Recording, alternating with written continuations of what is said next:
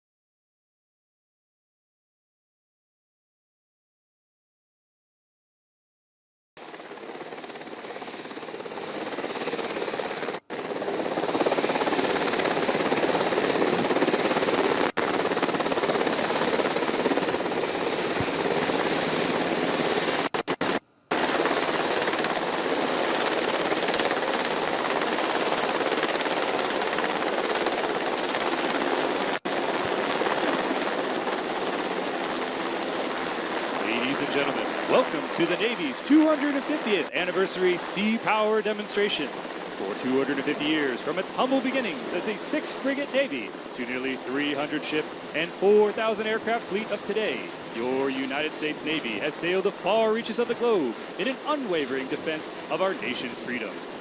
Today, we welcome our special guests aboard the USS George H.W. Bush, President of the United States, President Donald J. Trump, First Lady Melania Trump, Secretary of War Pete Hegseth, Secretary of Veterans Affairs Doug Collins, Secretary of the Navy John Phelan, and finally Chief of Naval Operations Admiral Daryl Caudill.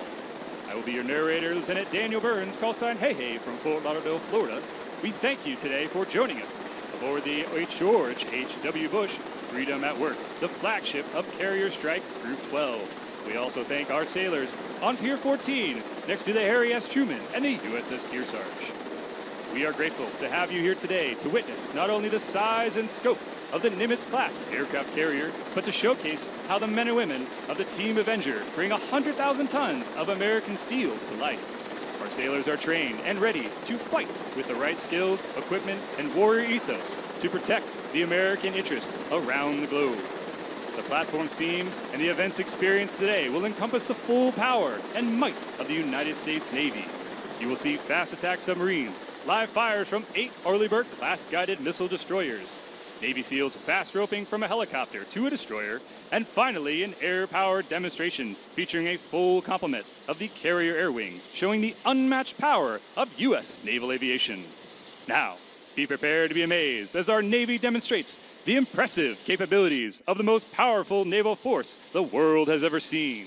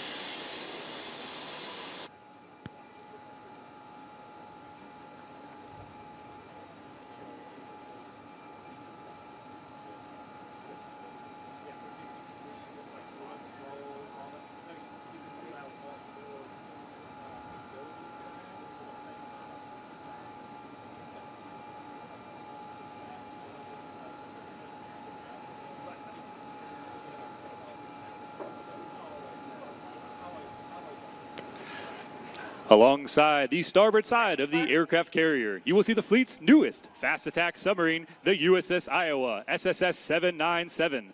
Commissioned on April 5th, 2025 in Groton, Connecticut, this submarine is built for longevity, stealth, and high performance.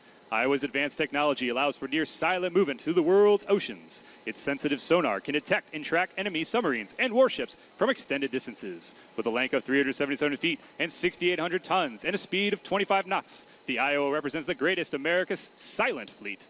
The Iowa's crew is comprised of 15 officers and 117 enlisted sailors, all highly trained and selected from the nation's most competitive candidates. The Iowa's armament consists of 4 torpedo tubes and 2 Virginia payload tubes, each capable of holding 6 vertical launch Tomahawk missiles that can strike over 1,200 miles away. Ladies and gentlemen, we present to you the USS Iowa and the United States Navy's Silent Service.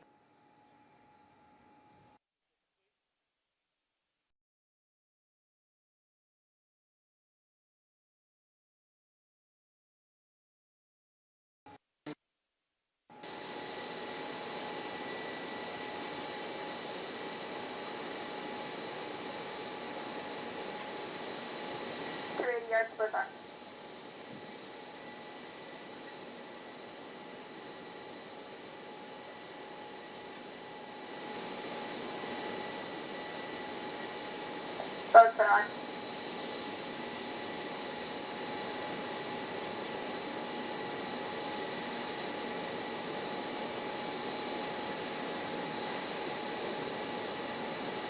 Weather decks are secure for all personnel. There you go.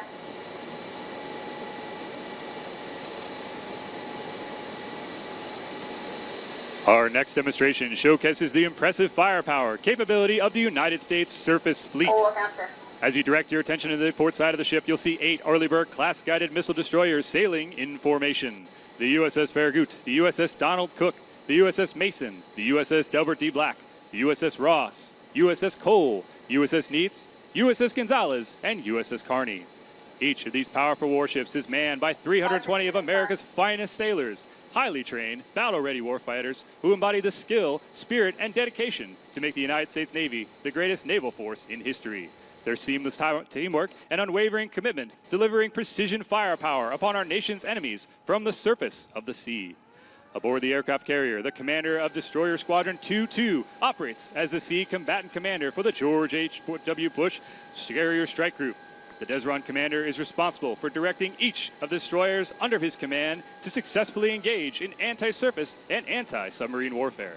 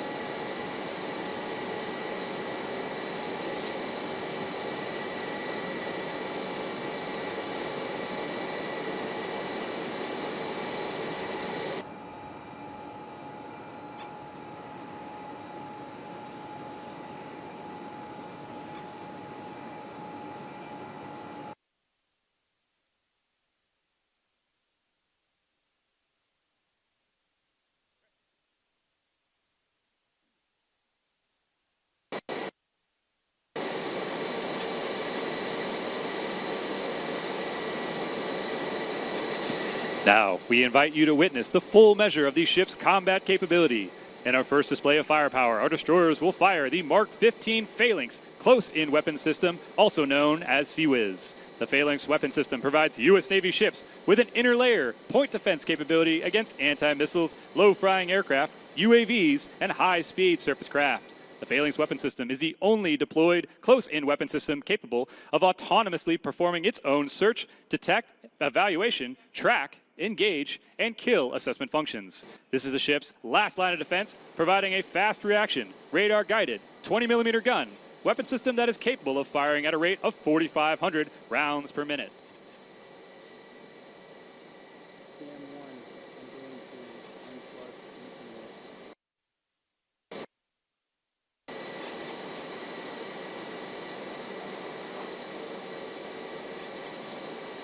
Move to my other position.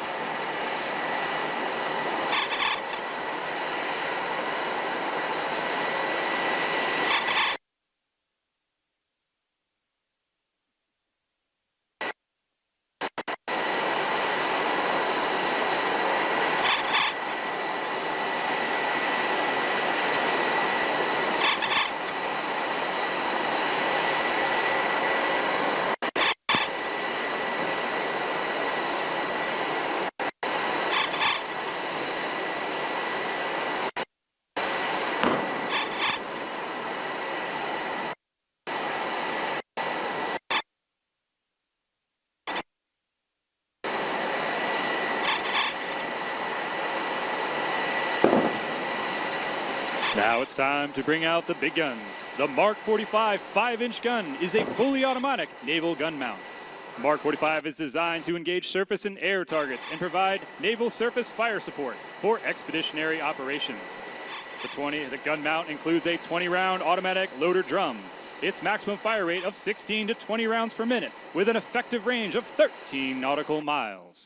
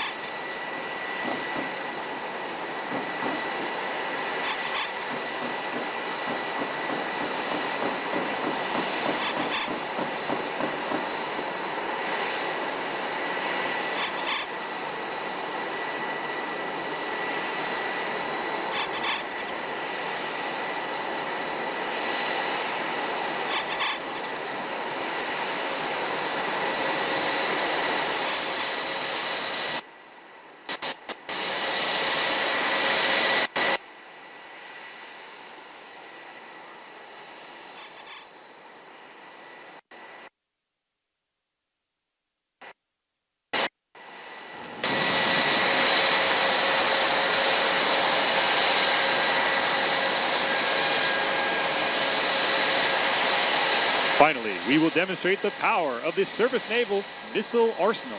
The Standard Missile 2, or SM-2, is the U.S. Navy's premier air defense weapon with a range of up to 90 nautical miles. The SM-2 is launched from Mark 41 vertical launch systems.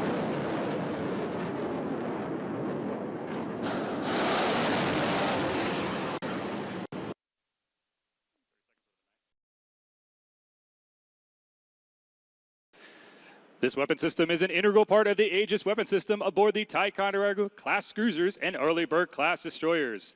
Its primary mission includes fleet area defense and ship self-defense, and is using SEAM active radar guidance to decisively engage and destroy even the most advanced adversary fighter aircraft. One of our ships in company, the USS Carney, recently fired the SM-2 missile in support of combat operations in the Red Sea. On October 19, 2023, the USS Carney was involved in one of the most intense combat engagements by a U.S. Navy warship since World War II. By the end of what became a 10-hour standoff, Carney had shot down 15 drones and 4 land attack cruise missiles fired by Houthi rebels in Yemen. This marked the most intense combat engagement of the U.S. Navy in years. Ladies and gentlemen, your United States Navy Surface Fleet.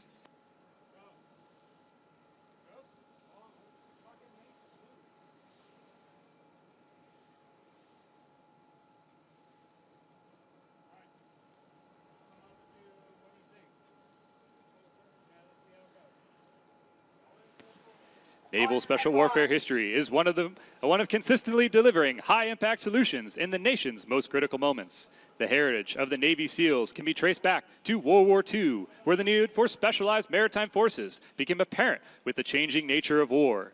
Naval combat demolition units and scouts and raiders were created to conduct covert reconnaissance and landing from beaches and coastal defense. This played a crucial role in maritime amphibious landing operations. These operators directly enabled the success of amphibious operations like D-Day, turning the tides of the war. The U.S. Navy SEALs were established by President John F. Kennedy in 1962 as a small elite maritime force. They carry out types of clandestine, small unit, high-impact missions that large forces with high-profile platforms such as ships, tanks, jets, and submarines cannot. SEALs conduct essential on-the-ground special reconnaissance at critical targets to enable strikes by larger conventional forces. All engine 10 standard on.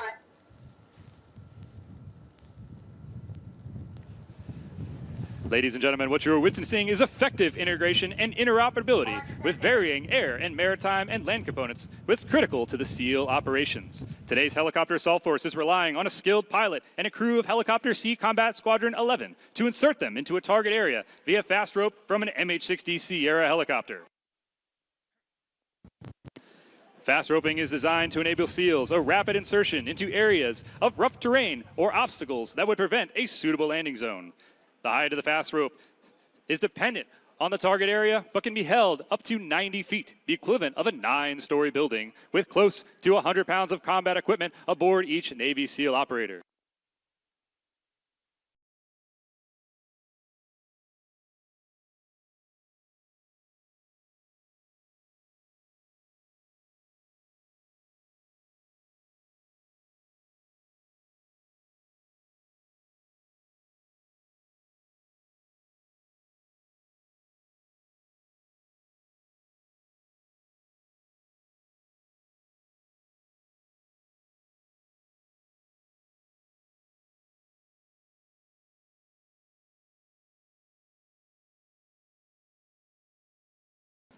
At the request of the assault force, the helo will lay down covering fire, enabling the operators to begin the assault.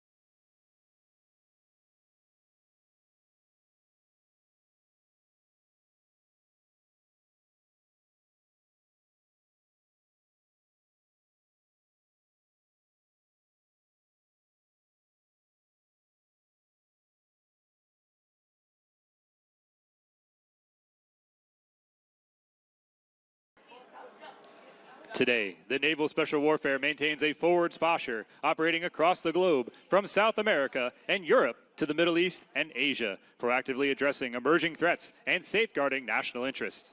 These operators are a global premier maritime special operations force, delivering decisive action where it matters most. They are trained to operate in the harshest environments, from desert cities to remote coastlines. They continue to innovate in a battle space defined by evolving technology and global competition. However, across its history, Naval Special Warfare has remained true to the ethos of the Navy SEAL teams. They are quiet professionals, relentless in their pursuit of excellence, and unwavering in their commitment to the mission. Naval Special Warfare honors the great generations of warriors and support personnel who have built its legacy and reaffirms its commitment to serving with honor, courage, and excellence well into the future.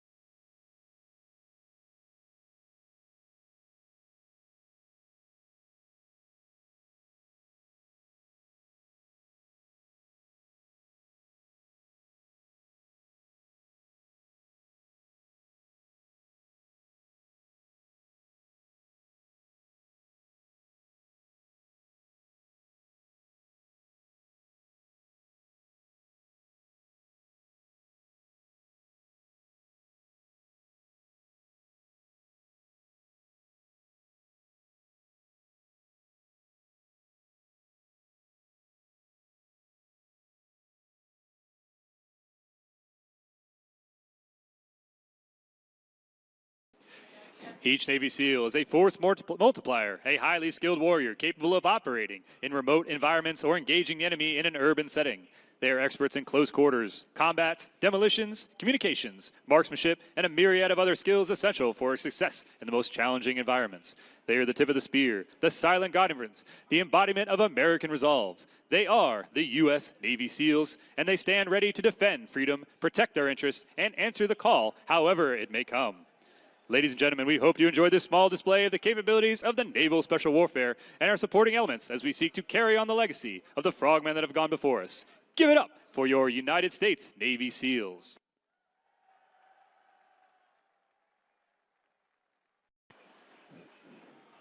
During the Second World War, USS San Jacinto launched Lieutenant Junior Grade George H.W. Bush and his TBF Avenger torpedo bomber from a vast expanse of the Western Pacific.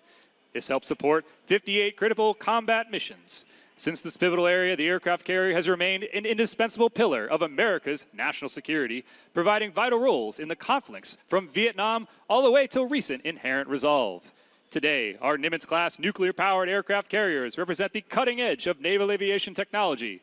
These mighty vessels launch aircraft using steam catapults powerful enough to accelerate a 65,000-pound aircraft from 0 to nearly 200 miles per hour in a mere seconds.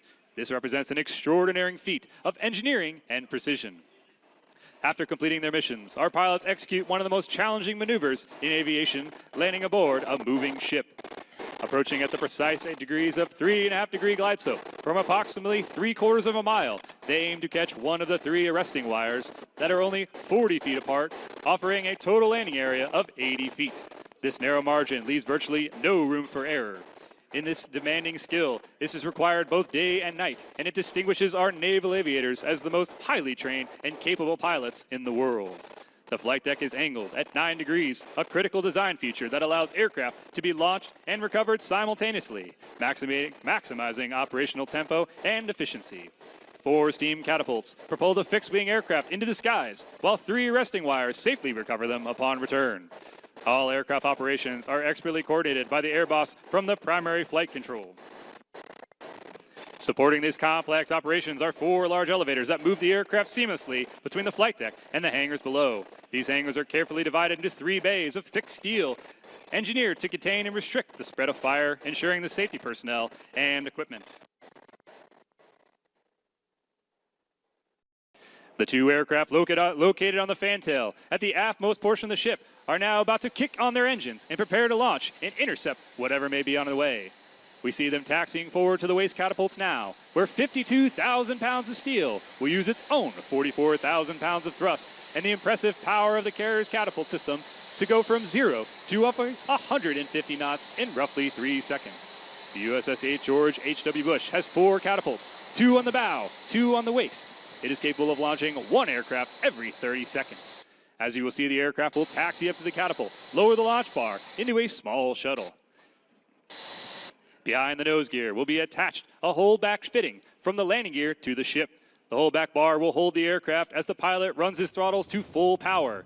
When the pilot is ready to launch, they will give a crisp salute, and the catapult officer will then press the button, who will release the launch bar, and away he goes.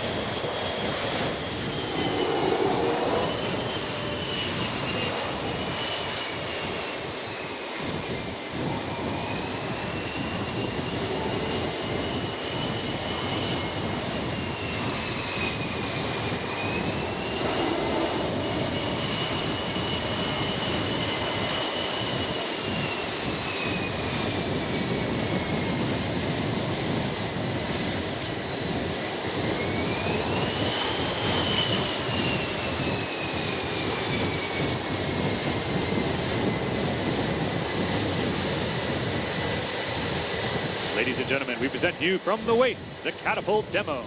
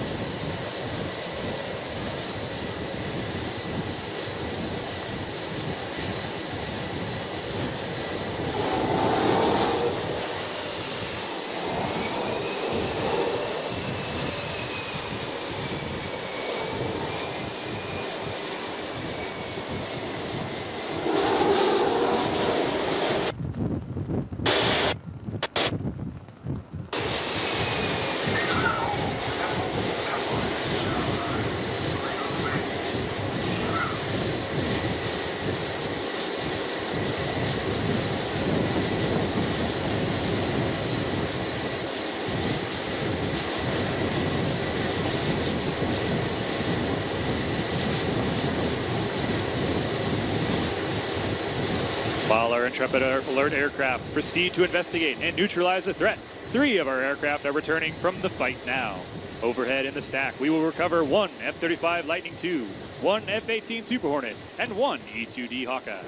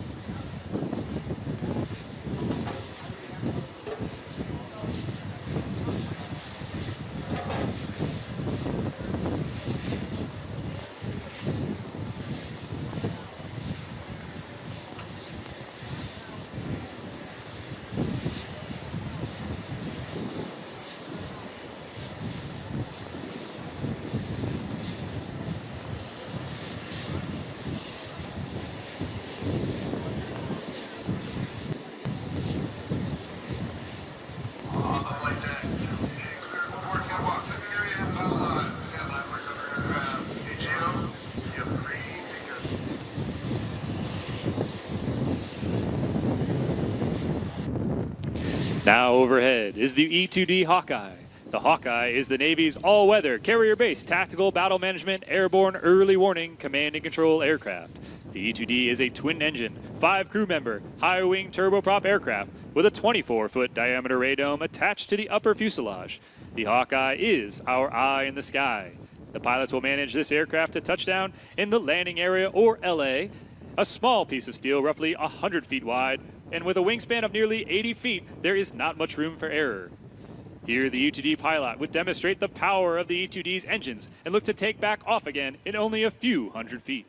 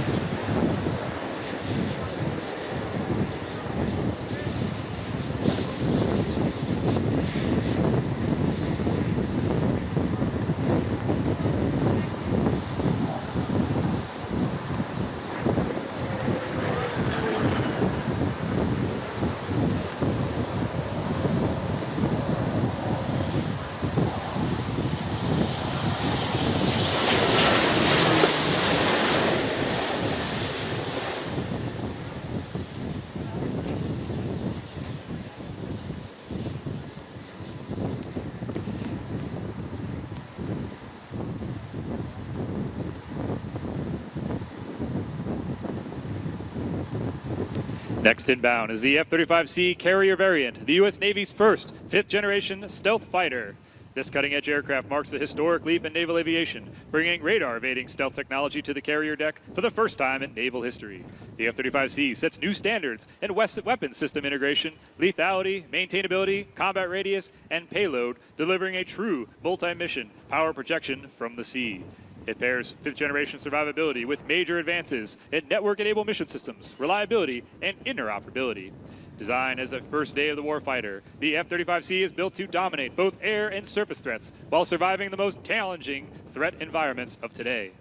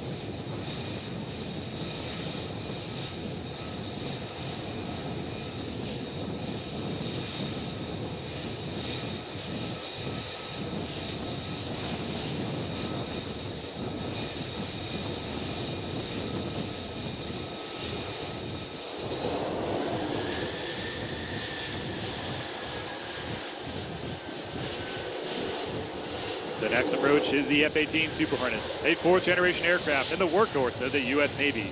With a wingspan of 45 feet and touching down with over 100 knots, the arresting wires across the deck will bring it to a speed of down to 0, allowing it to stop within a few hundred feet. This clears a way for any following aircraft with an ideal interval of 55 seconds.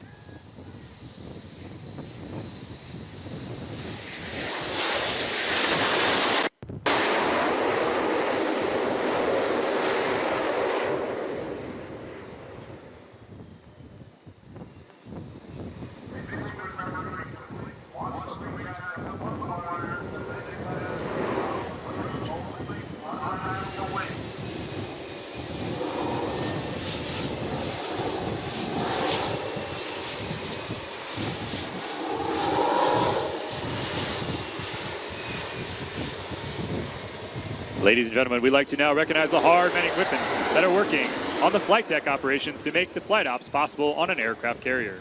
If you look around, you will notice a wide array of different colored jerseys and float coats running around the deck of the carrier. These are the people that make things happen out here on a day-to-day basis. They are the reason the George H.W. Bush Strike Group team can achieve our full combat capability anytime, any place. These are just a few of the people that make the aircraft carrier flight operations possible. The true strength of the Carrier Strike Group comes from the dedicated men and women who work tirelessly to maintain these impressive machines every day. Our next demonstration will be an F-18 organic refueling capabilities. Here you will now see an aircraft coming into the pattern who is operating on a low fuel state and will be forced to discontinue his approach.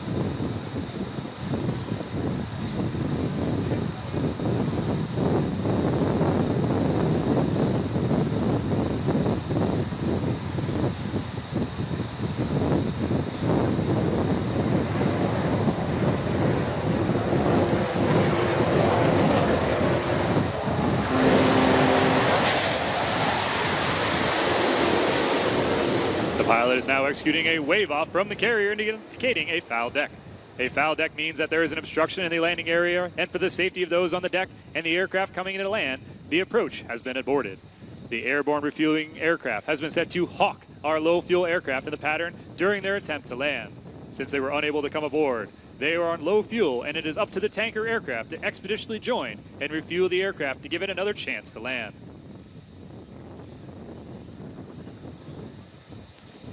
If you follow the path of the low fuel aircraft on the port side of the ship, you will see the tanker setting up in position to set up for air-to-air refueling. Now it is up to the pilot with the low fuel aircraft to steel his nerves and execute a precise and controlled connection, inserting the refueling probe into the drogue basket of the tanker aircraft and flying a perfect formation to hold in basket and to receive enough fuel for another chance to land. Organic tanking has made it possible by the F-18 and has made Navy's operations in hostile theaters without divert airfields possible for the last two decades. This ensuring safe aircraft recovery and extends the operational range of the F-18 for long-range strikes.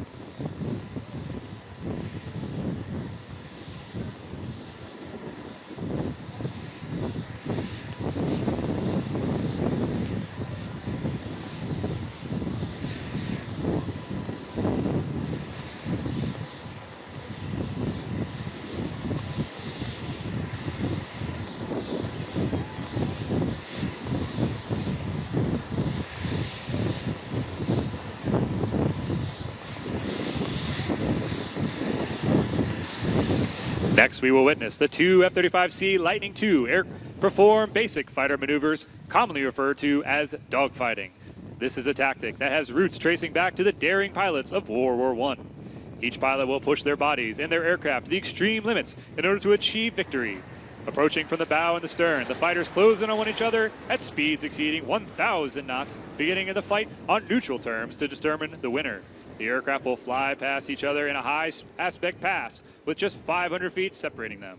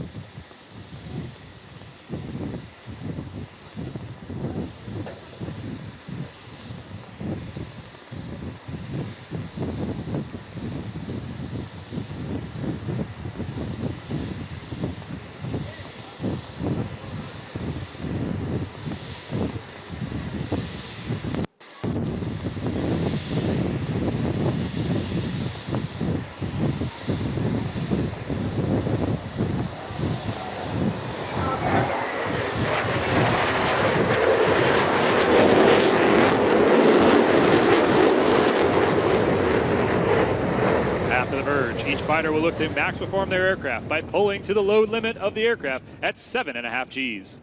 As they raid around and approach the next merge, each fighter is looking to cue and employ both the AIM-120 and AIM-9X missiles to take out their adversary and win the fight. Both fighters in a similar aircraft will look to capitalize on errors made by the other pilot to gain the offensive position.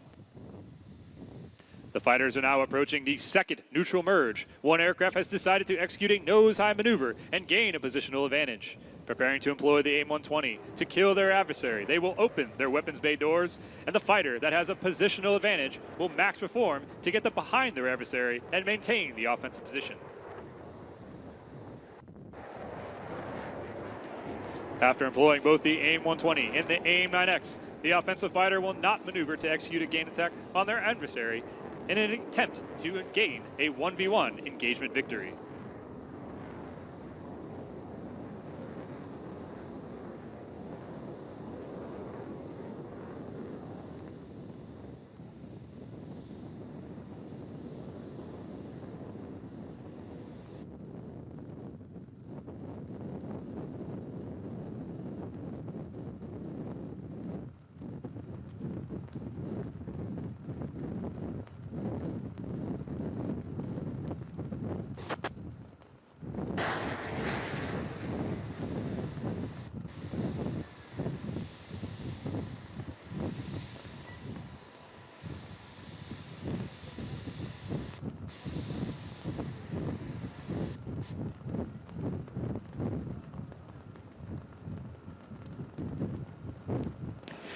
Next, we will see the E-2D up close and personal in flight. The E-2D is the Navy's premier carrier-borne, airborne early warning asset. It provides impressive radar detection ranges and works alongside the rest of the carrier's troop as the eye in the sky. Maintained atop the fuselage, you can see a large rotating dish. This is a powerful APY-9 radar that allows the E-2D to maintain situational awareness to the battle space. It plays a critical role in ensuring the carrier strike group defenses.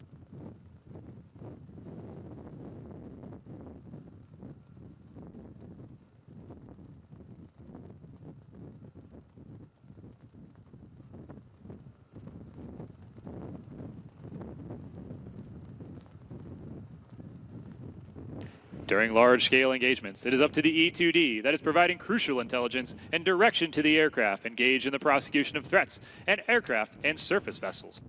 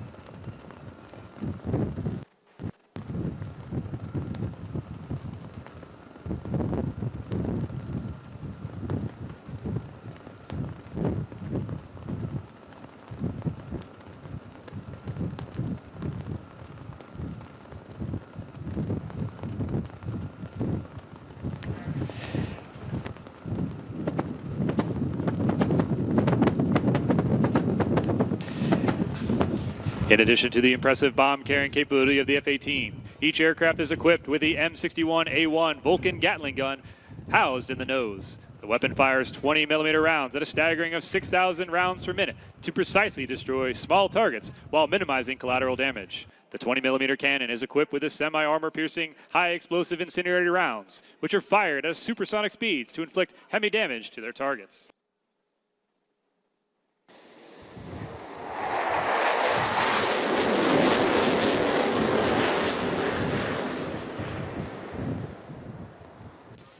Each aircraft will execute a well-honed strafe pattern, diving at nearly 30 degrees straight at the target and unleashing the Vulcan's firepower in a demonstration of the F-18's ability to prosecute targets even when all bombs are expended.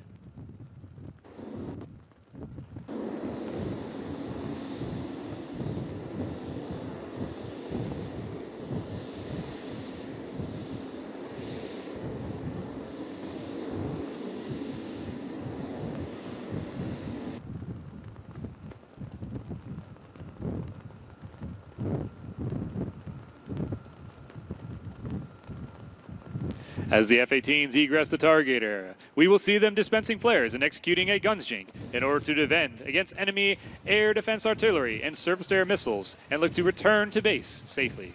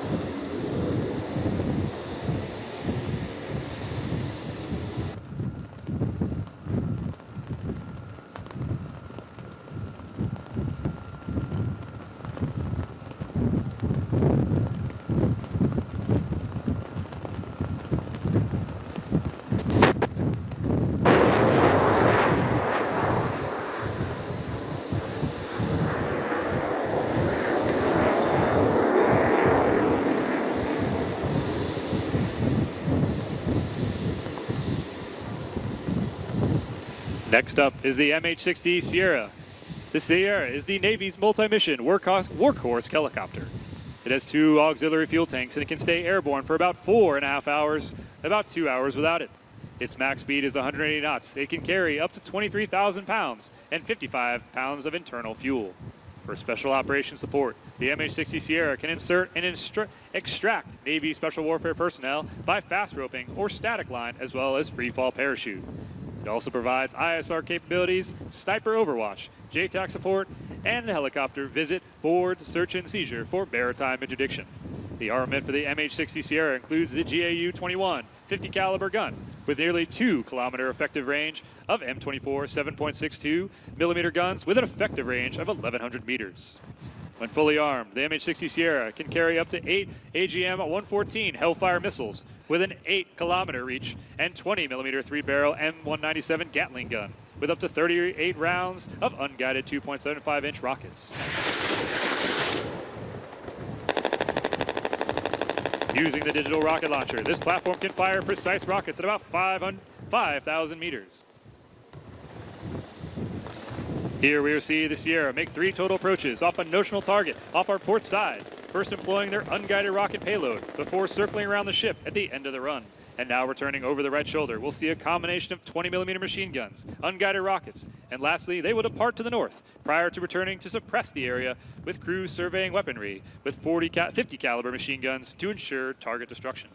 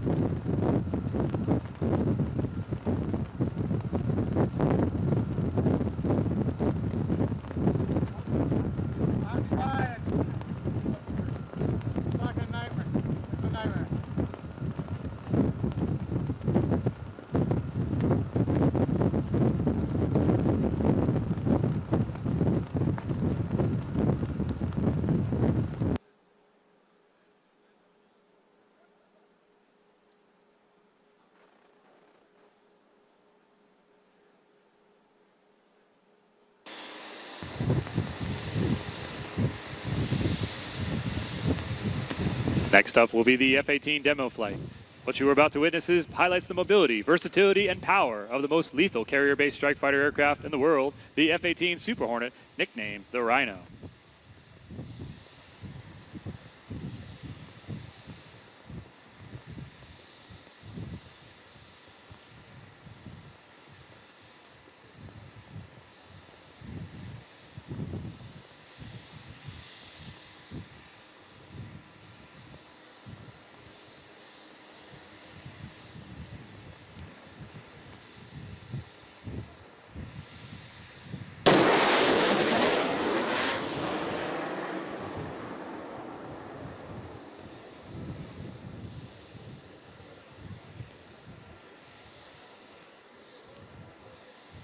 The F-18 pilots are now setting up for the minimum radius turn to the tail stand. With the max AB selected, the aircrew will select 90 degrees angle of bank and hold for 7.5 Gs for a 360 degrees of turn. At the end of the minimum radius turn, aircraft will max perform to the vertical, followed by a negative G pushover to return to level flights.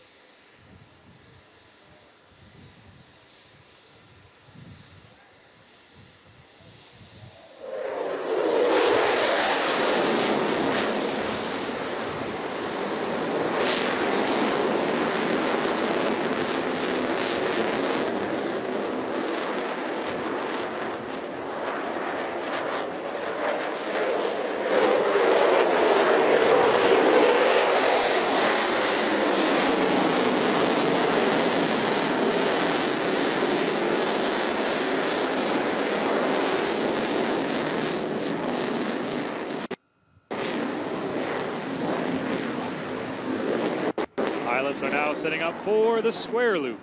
As the Super Hornets approach through the show center at 350 miles an hour, the pilot will rapidly reposition the nose 4 times, flying a distinct square path through the sky.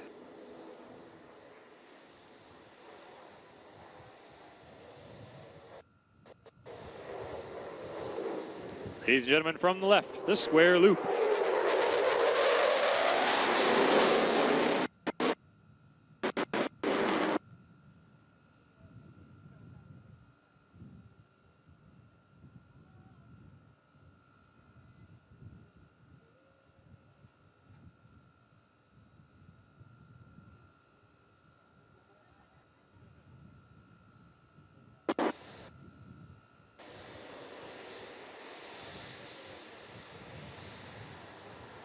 As the pilots push outbound, they are now setting up for the inverted whisper pass.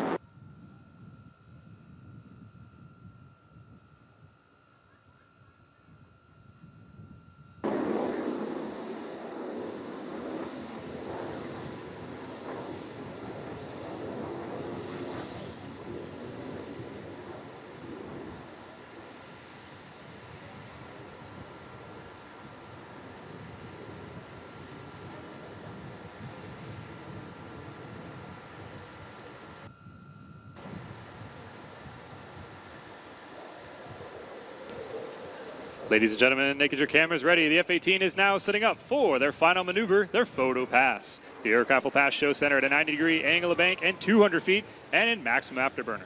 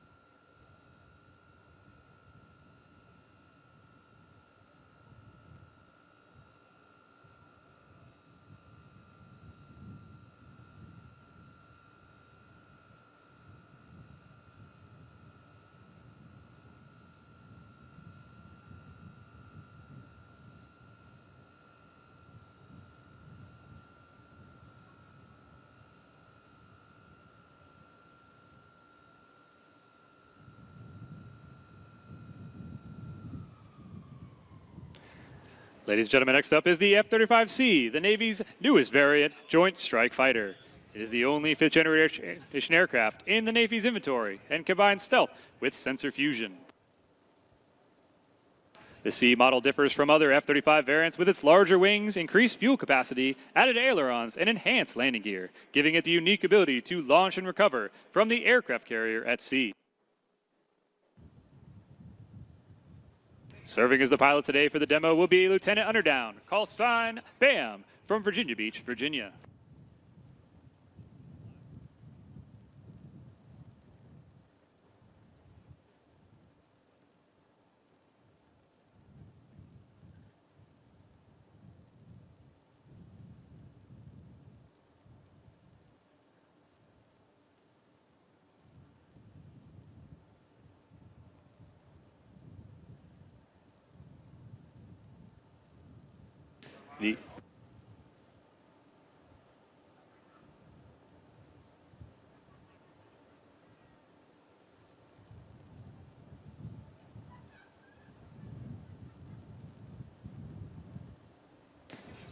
Ladies and gentlemen, you are watching now the F-35C repositioned for the minimum radius turn.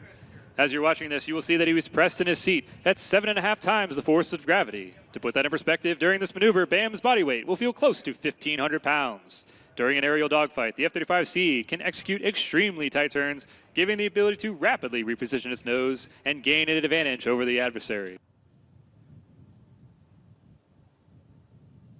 To now demonstrate the agility of the F-35C, Lieutenant Underdown will approach for the tactical pitch. From a speed of 300 miles per hour, BAM will select full AB, roll the aircraft 45 degrees, and show the F-35's ability to rapidly reposition its nose at high speeds and high angles of attack. He will then climb in the vertical, demonstrating the power of the Lightning II as he accelerates away from the ground.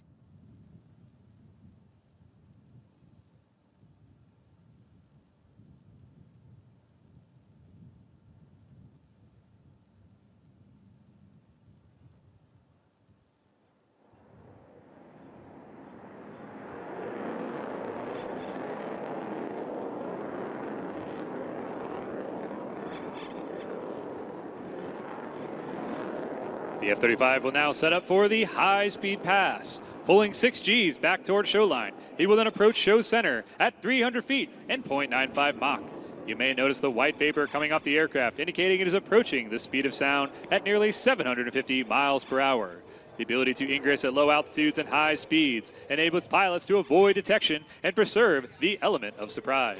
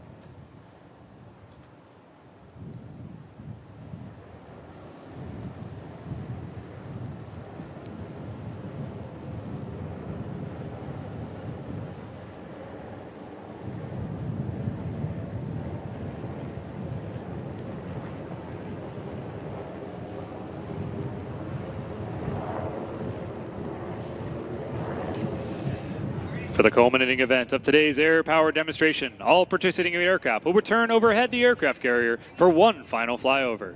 This formation represents the full complement of the carrier air wing, embodying the strength, precision, and professionalism of United States Naval Aviation. 14 war-ready aircraft will thunder across the sky in a disciplined wedge formation, while the MH-60 displays the colors of our nation, a solemn reminder of the freedoms we protect. Each aircraft is a vital instrument of our Navy's formidable warfighting capabilities, combining power, precision, and unwavering resolve. Together, they stand as a shield for America's interest, a testament to our credible deterrence, and if called upon, an overwhelming force.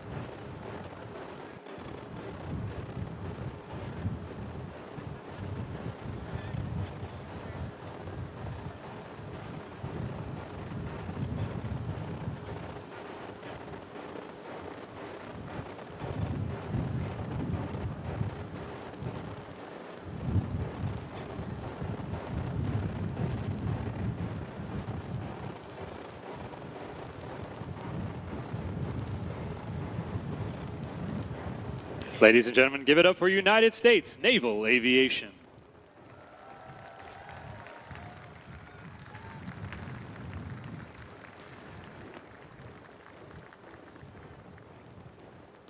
Ladies and gentlemen, as we conclude today's sea power demonstration, we stand united in awe and gratitude for United States Navy, a force forged in the crucible of history and the stalwart defender of American freedom for over 2 centuries.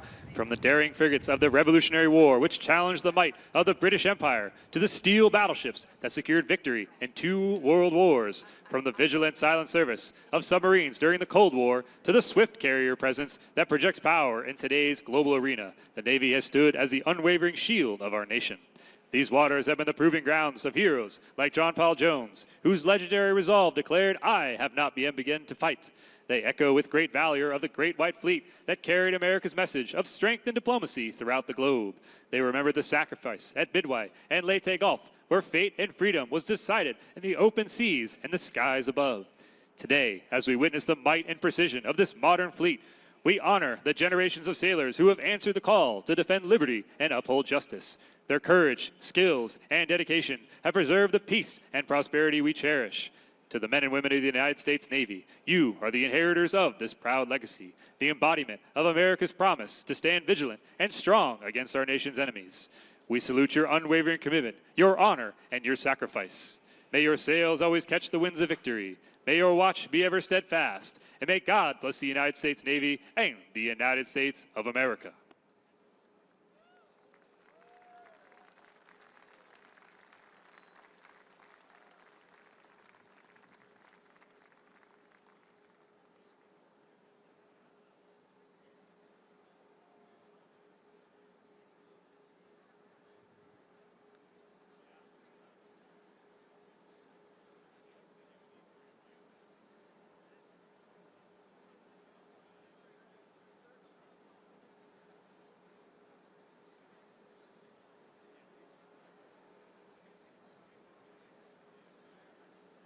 Ladies and gentlemen, please rise for the official presentation of colors. The color guard is represented by members of the Navy Ceremonial Guard.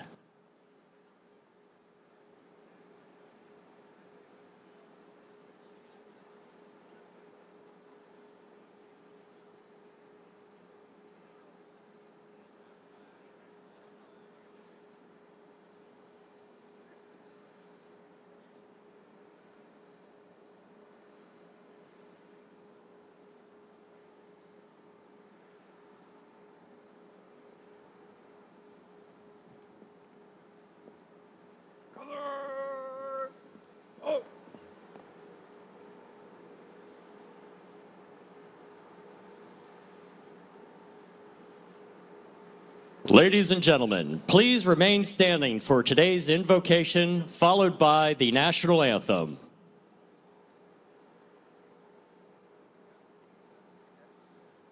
Ladies and gentlemen, please welcome Pastor Rob Hess.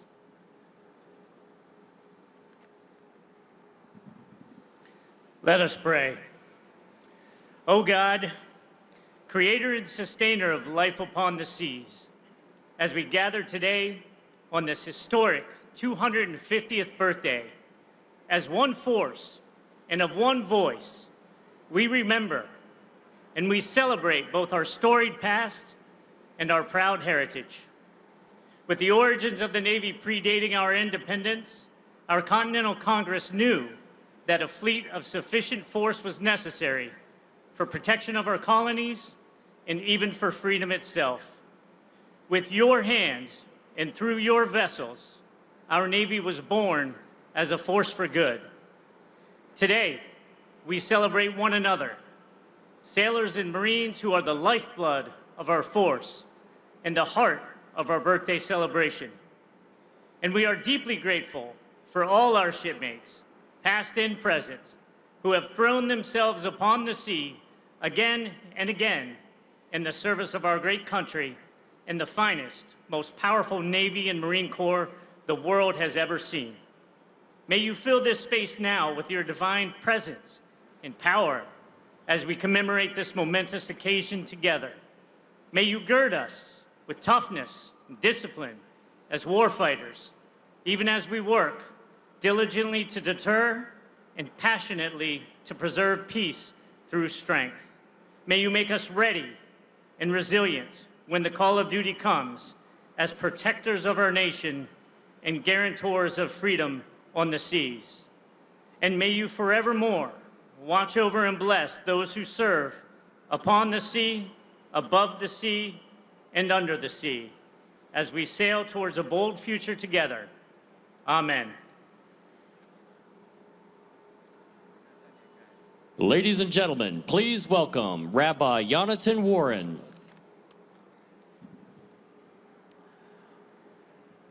We come together now to acknowledge and memorialize those who came before us.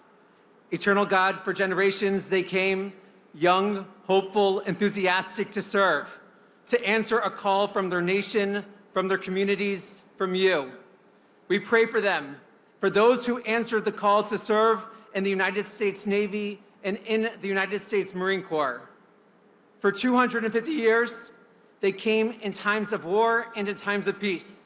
They came because freedom, democracy, union, revolution ask it, require it, demand it, and they answered that call. They gave of themselves, of their intellect, of their vigor, of their spirit, and because of that, today, we stand on their shoulders and we are eternally grateful for their service. God, Master of Healing, we ask you tend to the emotional and physical well-being of our nation's sea service veterans. May they never feel forgotten by those whose liberty they have so steadfastly defended. Lord, aid the caregivers who tend to their wounds. El Malei Rachamim, God full of compassion, hold close those who made the ultimate sacrifice, who died in the selfless devotion to the greater whole. May they be bound up in the bond of eternal life, and may they rest in peace. Lord, remember their parents, partners, children, and all the loved ones they left behind. Protect and comfort them, bring them peace, bring them grace. In this semi-quincentennial of our Navy and Marine Corps, may all assembled here, may all our fellow service members, and may our nation come to know and savor the blessings of true peace and security. May God bless us and our nation, and let us say, Amen. Ladies and gentlemen, please welcome Father Daniel Swartz.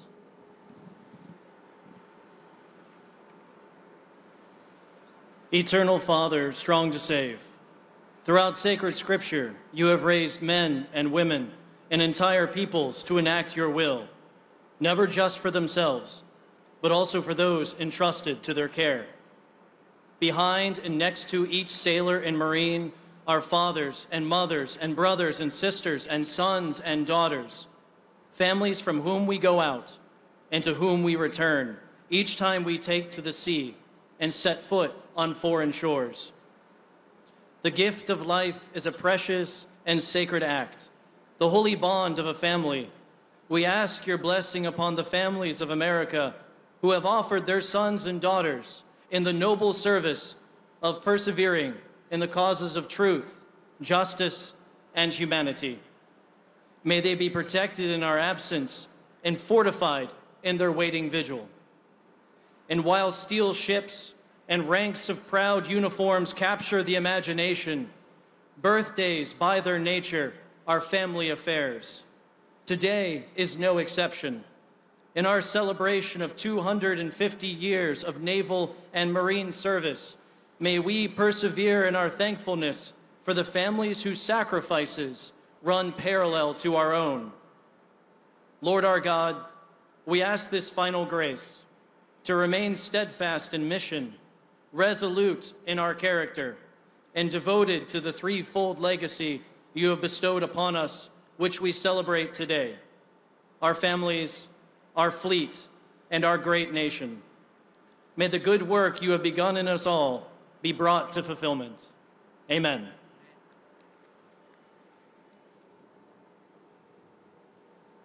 Ladies and gentlemen, please remain standing as musician second class Morgan Ramirez leads us in the national anthem.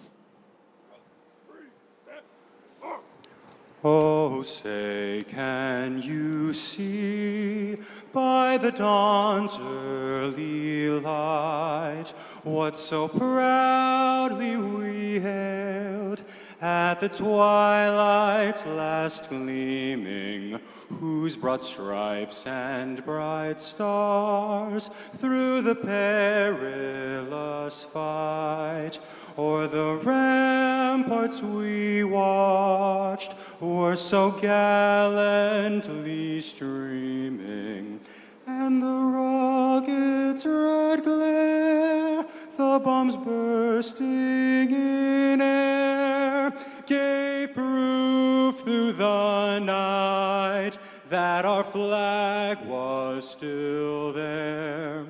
Oh, say, does that star-spangled banner yet wave o'er the land of the free and the home of the brave?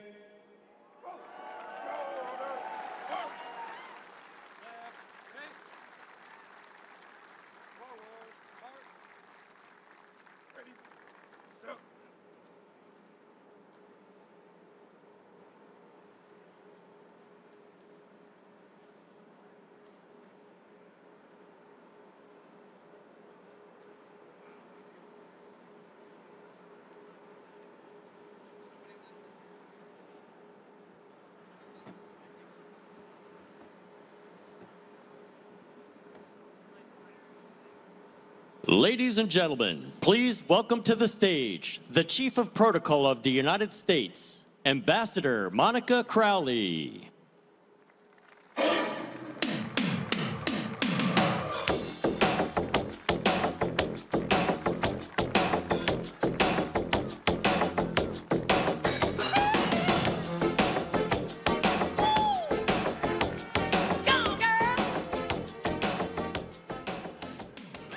Hello, Naval Station Norfolk.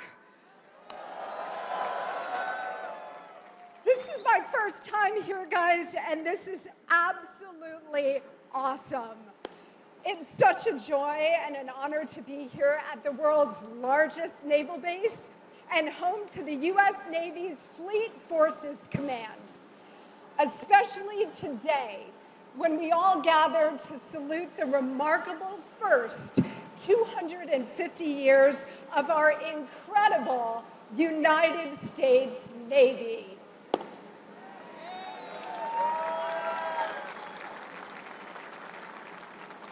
I am deeply honored to join President Trump, First Lady Melania Trump, Secretary Hegseth, Secretary Collins, Secretary Phelan, and of course, all of you to celebrate 250 years of naval power and American might. The United States Navy has a glorious and storied past of historic victories at sea. From the small but determined Continental Navy sealing American independence in the Battle of the Chesapeake, to victory over the Barbary pirates in the Barbary Wars, to the first battle of ironclad warships at Hampton Roads, to the Battle of Manila Bay during the Spanish-American War, to the Battle of Midway, which turned the tide in the Pacific Theater in World War II, to the biggest naval battle in history, the Battle of Leyte Gulf, which shattered the enemy's naval capabilities for the rest of the Second World War. The United States Navy has always protected and defended American freedom and brought glory upon glory to our great nation. Today, history sets sail again, and we all have a front seat to freedom in motion as we honor America's awesome sea power. This big birthday party for the U.S. Navy is part of a year-long celebration of our exceptional history and the start of a new era of American greatness. Today, we launch the next 250 years of supreme U.S. naval power and of American liberty, dynamism, leadership, and pride. And what an absolute gift it is to have President Trump in the White House during this epic moment in our nation's history.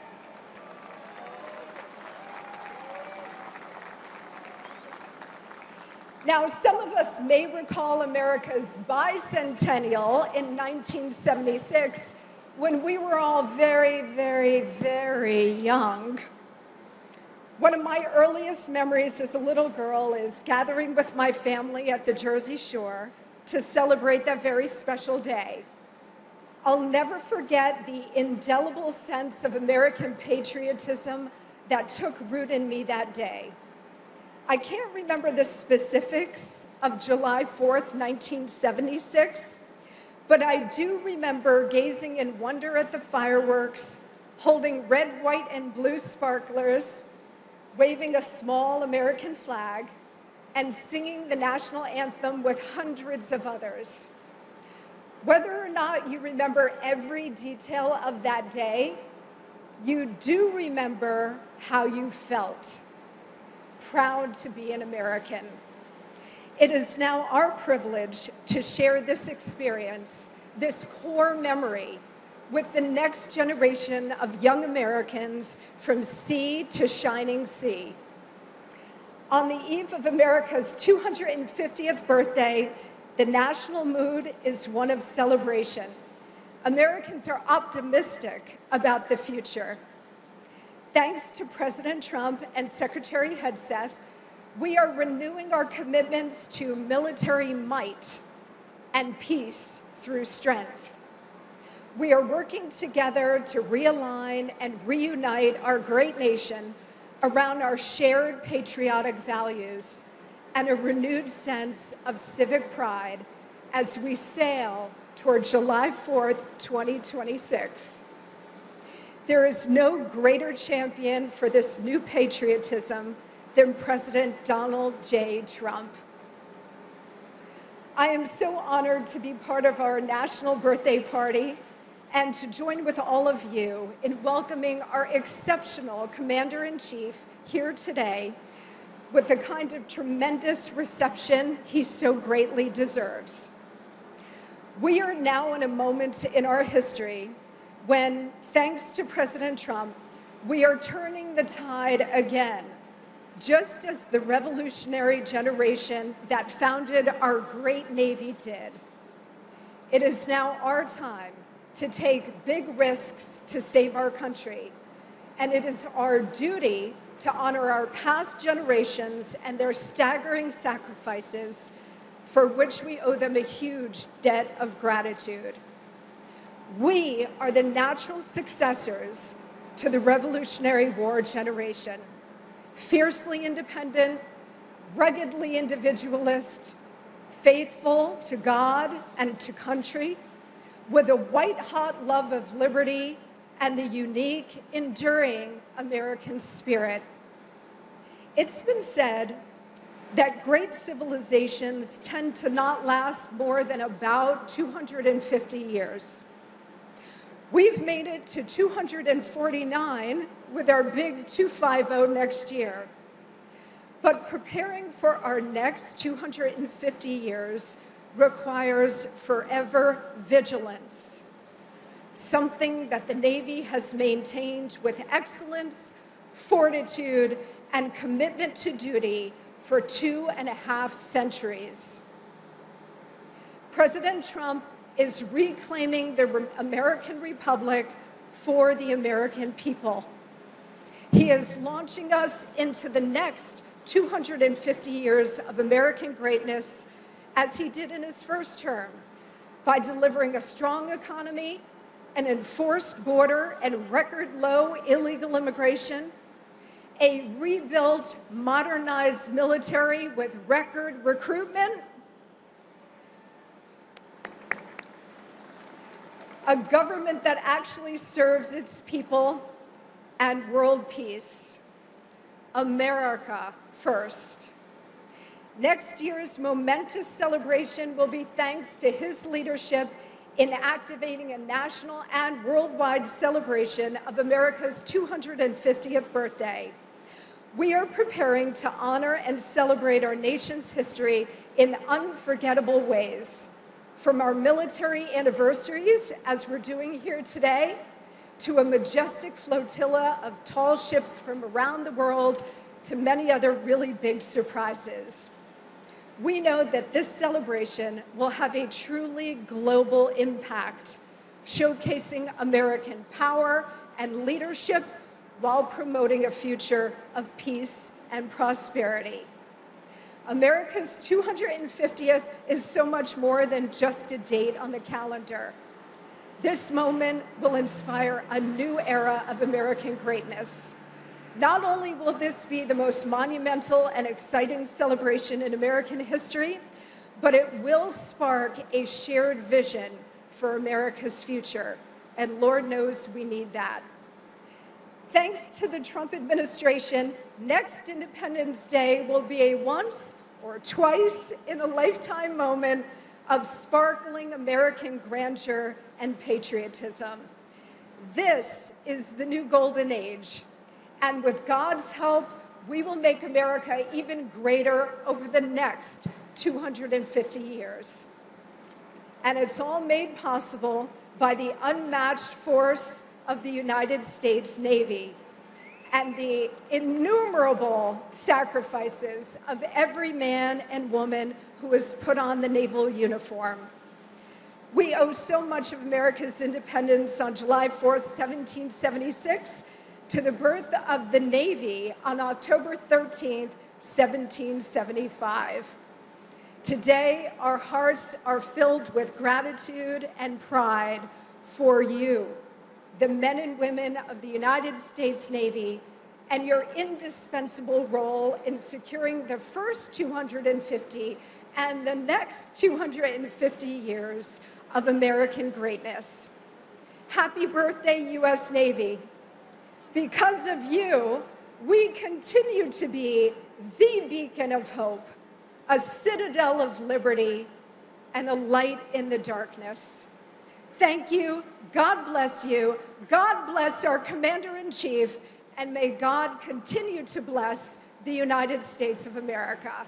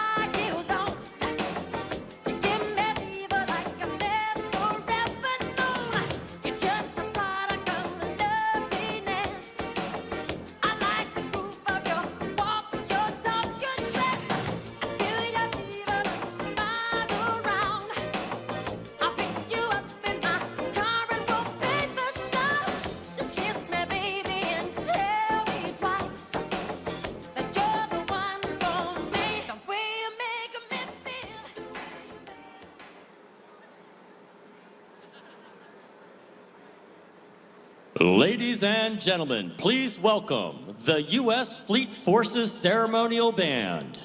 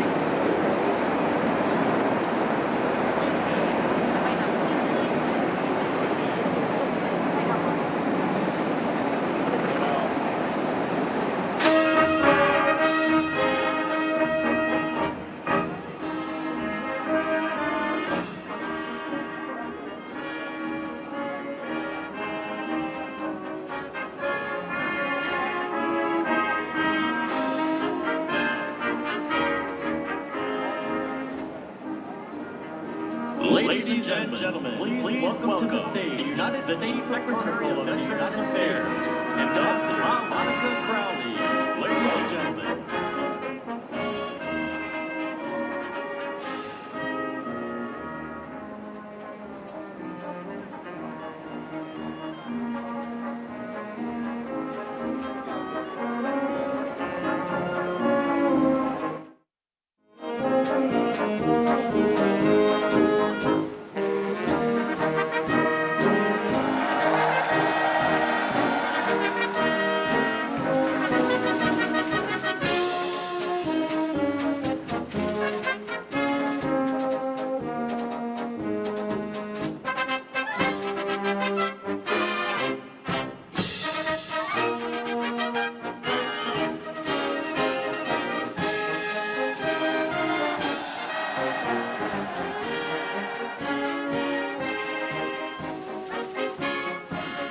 Ladies and gentlemen, please welcome the Chief of Naval Operations, Admiral Daryl Caudle.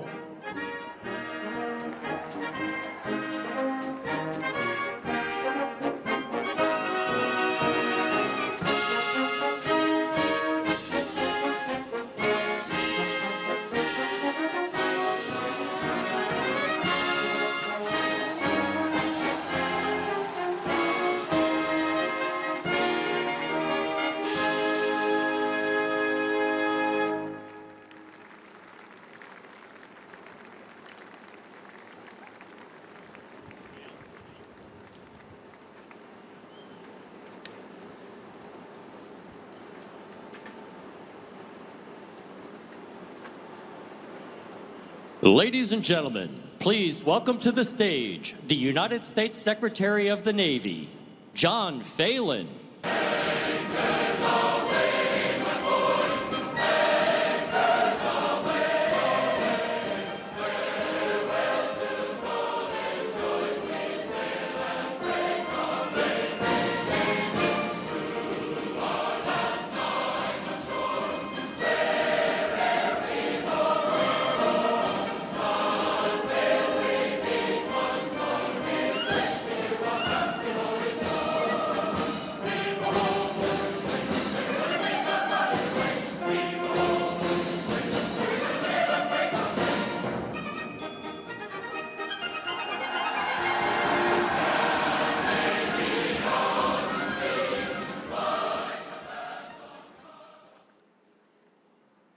Good afternoon, Mr. President, First Lady. As always, it's great to see you. Mr. President, thank you for your leadership and support of our nation's armed forces. Secretary of War, thank you for your leadership in restoring our focus on the warfighter ethos. Secretary of Veteran Affairs, great to see you today, and thank you for all you do to support our Navy and Marine Corps veterans. CNO, Navy leaders, thank you for ensuring that our Navy and Marine Corps remains the preeminent maritime naval force. Governor, Lieutenant Governor, and members of Congress, thank you for being here today. After seeing today's display of naval power and standing on this pier surrounded by sailors, Marines, family members, and patriotic Americans, all I can say is that was damn impressive. Come on, give them a hand.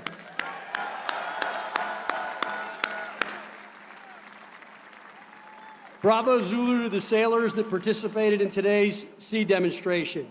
It is the honor and privilege of my lifetime to serve as your 79th Secretary of the Navy, especially as we kick off the Navy's 250th birthday celebrations. Thank you, President Trump, for your trust and confidence in me. Mr. President, your directive is clear: peace through strength, and we are executing it with your one big beautiful bill and your executive order on restoring America's maritime dominance. You've armed us with the authorities, resources, and urgency to modernize the fleet, expand our shipyards, rebuild the skilled workforce, deepen our magazines, and harden the infrastructure that wins wars at sea. 250 years ago, the Continental Congress made a bold bet: who controls the seas controls the future. This was the birth of our Navy, a testament to our historic significance. The Constitution states Congress shall have the power to provide and maintain a Navy. The word maintain means the Navy is intended to be a permanent, continuous institution of national defense and warfare. The founders understood the importance of having a Navy. George Washington, in a letter to the Marquis de Lafayette, wrote, "As certain as night succeeds the day, without a decisive naval force, we can do nothing definitive, and with it, everything honorable and glorious." Today, 250 years later, history has proven that to be a superpower, one must be a sea power. Mr. President, your mandate ensures that when the world looks to the seas, it sees an American flag, and behind that flag stands a team that is disciplined, lethal, and dominant. Today, we showed the world what American sea power means: deadly precision, meticulous execution, raw power, and the will to use it. Secretary Hegseth, we are restoring the warrior ethos to this department of the Navy, not by slogan, but by performance. The Truman, right here beside me, sustained more than 50 days of Tomahawk launches and precision airstrikes to degrade Iran-backed Houthi capabilities and protect commercial shipping during Operation Rough Rider. There are many, many missions that we are operating and executing on very well, including choking off cartel cash flows. Between Operation Atlantic and Pacific Watch, we've seized over 450 metric tons of cocaine worth more than $11 billion. These seizures represent lives saved. All these operations show us our fleet is ready to answer the nation's call 24/7, 365. The remarkable success is a testament to the bold vision of President Trump, whose leadership has ignited a renewed sense of patriotism, inserting more Americans to serve. I'm happy to say the Navy broke its recruiting record 4 months early, so help is on the way for the high operating tempo you've been living through. To our Marines standing in the line with us, your grit and discipline give us a fighting force no adversary can match. Warfighters, you are the backbone of this maritime strength, keeping our nation safe and secure and prosperous. You prove every day freedom isn't free. President Trump thanks you. Secretary Hegseth thanks you. I thank you, and your country thanks you. We appreciate the sacrifice you and your families make, and we value your unwavering commitment to the mission. Sea Power is a family business. Your sacrifices are not unnoticed, and they are deeply appreciated. They may wear the uniform, but you share the honor, and we share the pride. God bless you, God bless our Navy and Marine Corps, and God bless the United States of America. Thank you.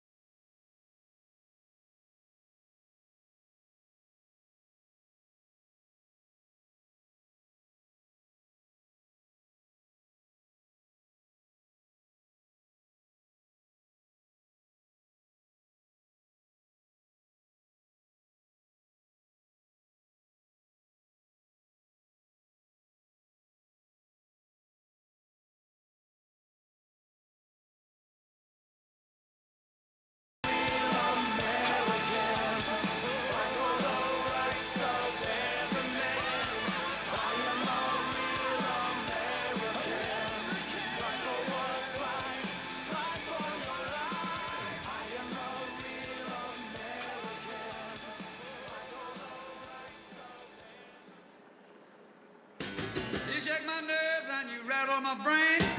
Too much love drives a man insane. You broke my will, oh, what a thrill.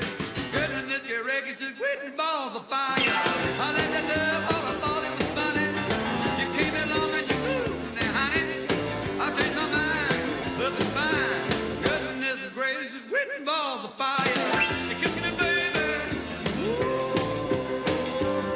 it feels good. Hold me, baby. Girl, just let me love you like a lover should. You're fine, so kind. I'm gonna love this world that you're mine, mine, mine, mine. I took my nails and I put on my thumb. I'm real nervous, but it sure is fun. Come on, baby, you drive me crazy. The goodness gracious, quitting balls of fire.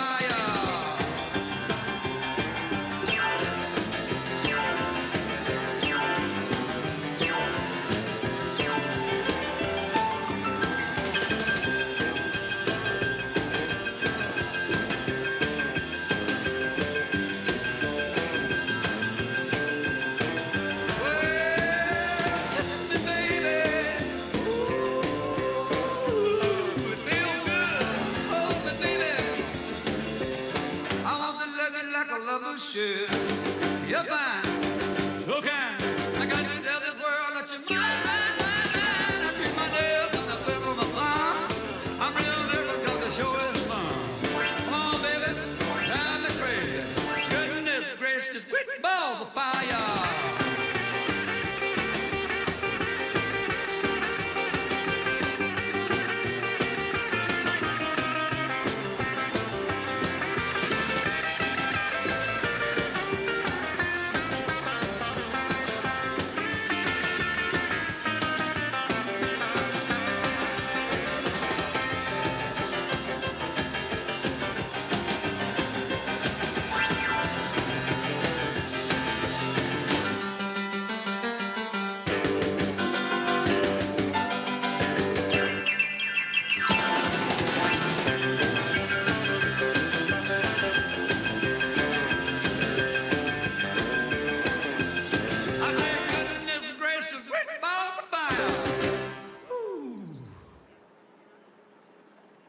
Ladies and gentlemen, please welcome to the stage the United States Secretary of War, Pete Hegseth.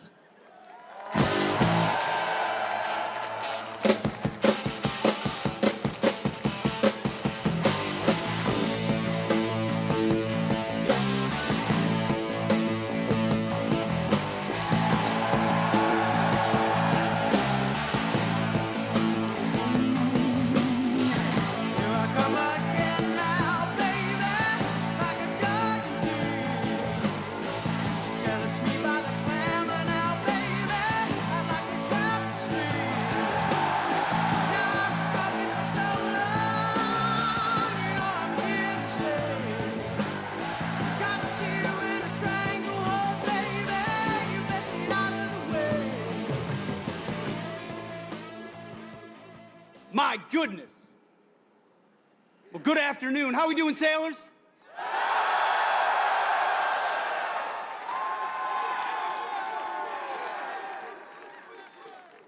The absolute best of America. I'm honored to be at the world's largest naval base. Now, I'm the only thing between you, the First Lady, and the Commander-in-Chief, so I'm going to keep this very brief. Looking out at all of you, I know you know why the President always says we have the strongest, most powerful, most lethal, most ready military on the planet. And he's going to make sure we keep it that way. This is the perfect way to mark 250 years of the United States Navy. You know, President Trump has made our mission clear. America first and peace through strength, with common sense at every turn. At the War Department, it is the War Department, we're committed to that core mission of peace through strength. And for the Navy, that means more sailors, more subs, more ships, and more munitions for all of them. The Navy and the Marine Corps embody the resilience of our country. Nobody in the world does it better than the United States Navy. Always remember this. Fact. You are not civilians, you are different. Sailors, SEALs, Marines, you were set apart for a distinct purpose. Your diversity is not your strength. Your strength is your unity of purpose, your shared mission, your love of country. Generation after generation, battle after battle, ship after ship, sailor after sailor, you have set the tone. The story began with John Paul Jones when he declared, "I have not yet begun to fight."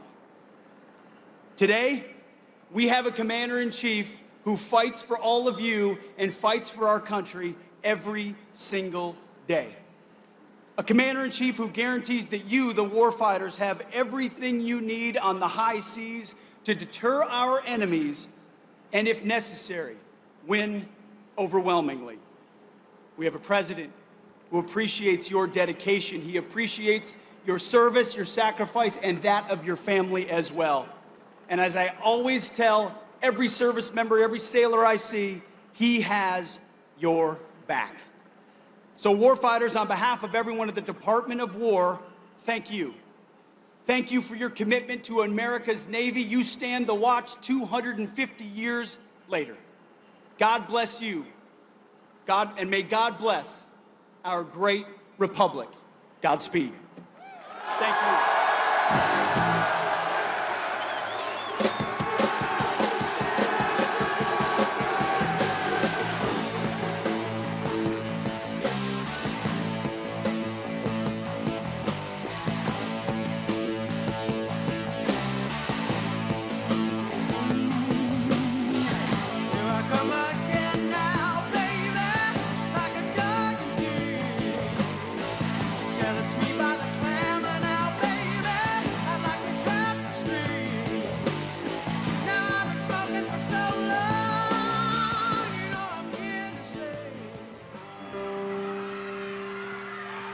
Oh, I wish I was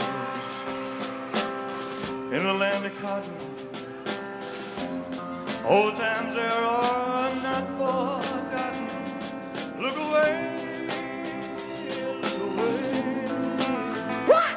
Look away, Dixieland. Sing it, fella. You on your own, man.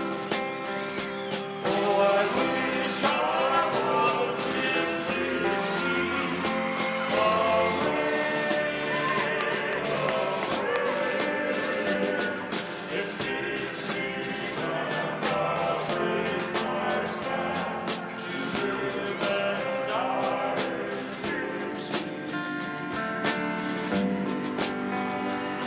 For Dixieland, where I was born, early Lord, one frosty morn. Look away, look away, look away, Dixieland.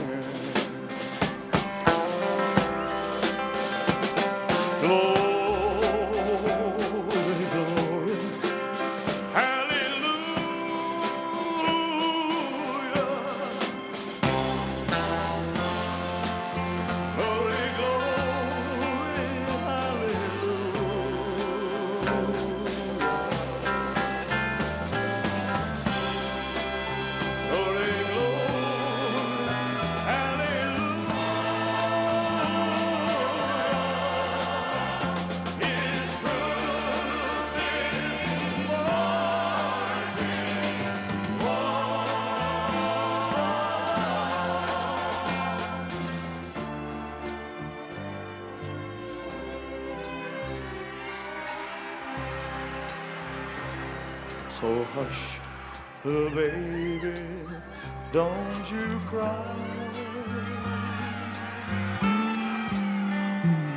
You know your daddy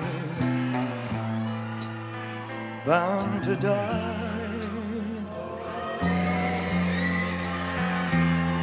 but all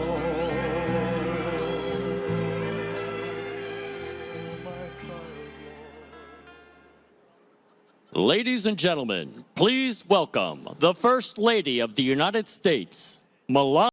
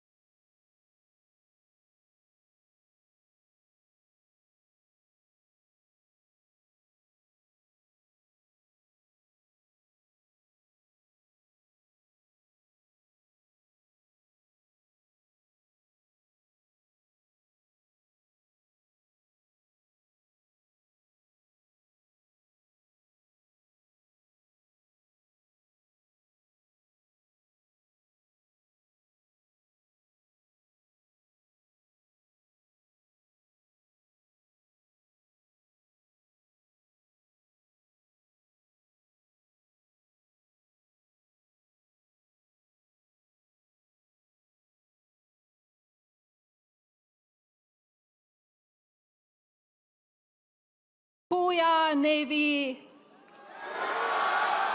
Booyah, Navy! Booyah, Navy! It is an honor to be with you to celebrate the 250th year since the United States Navy was officially established. Generations of sailors have kept America free because of their presence on the high seas. Your strength, bravery, and sacrifice inspires us all. The President and I just attended an extraordinary demonstration, an inspiring display of skills that reflects the very best of our Navy. For me, it brought back fond memories of my visit to the USS George H.W. Bush in 2018. I will always remember the pride and professionalism of the sailors I met on that vessel. I witnessed the enduring spirit of America's Navy, which propels every mission and lives on to every sailor who serves. Now, it is my privilege to introduce someone who holds our military close to his heart, not only as the Commander-in-Chief, but as a proud American who believes deeply in the men and women who wear the uniform. Please join me in welcoming my husband, the 45th and 47th President of the United States, Donald J. Trump.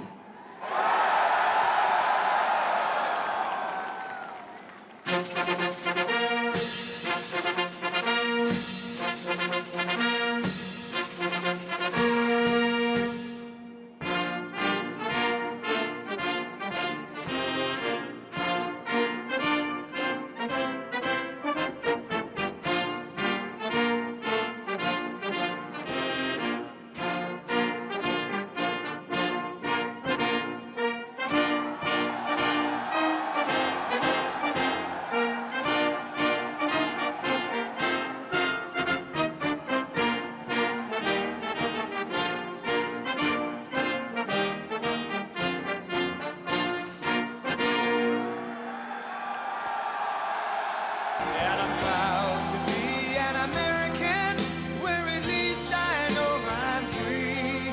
And I won't forget the men who died, who gave that right to me. And I gladly stand up next to you and defend her still today. 'Cause there ain't no doubt I love this land. God bless the USA.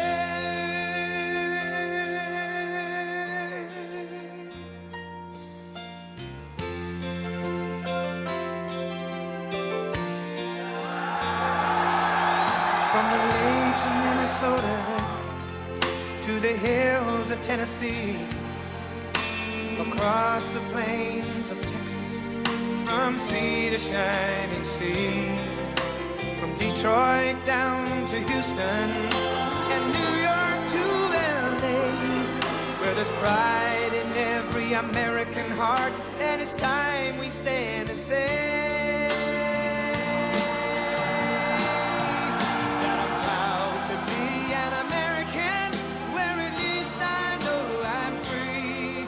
And I won't forget the men who died, who gave that right to me. And I gladly stand up next to you and defend her still today. 'Cause there ain't no doubt I love this land. God bless the USA.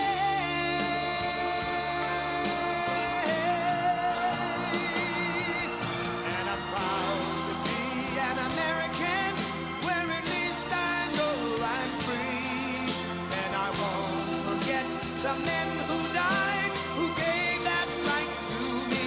And I gladly stand up next to you and defend her still today.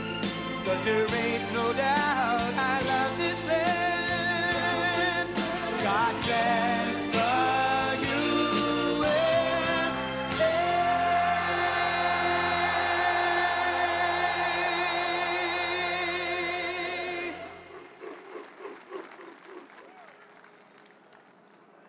God bless the United States Navy.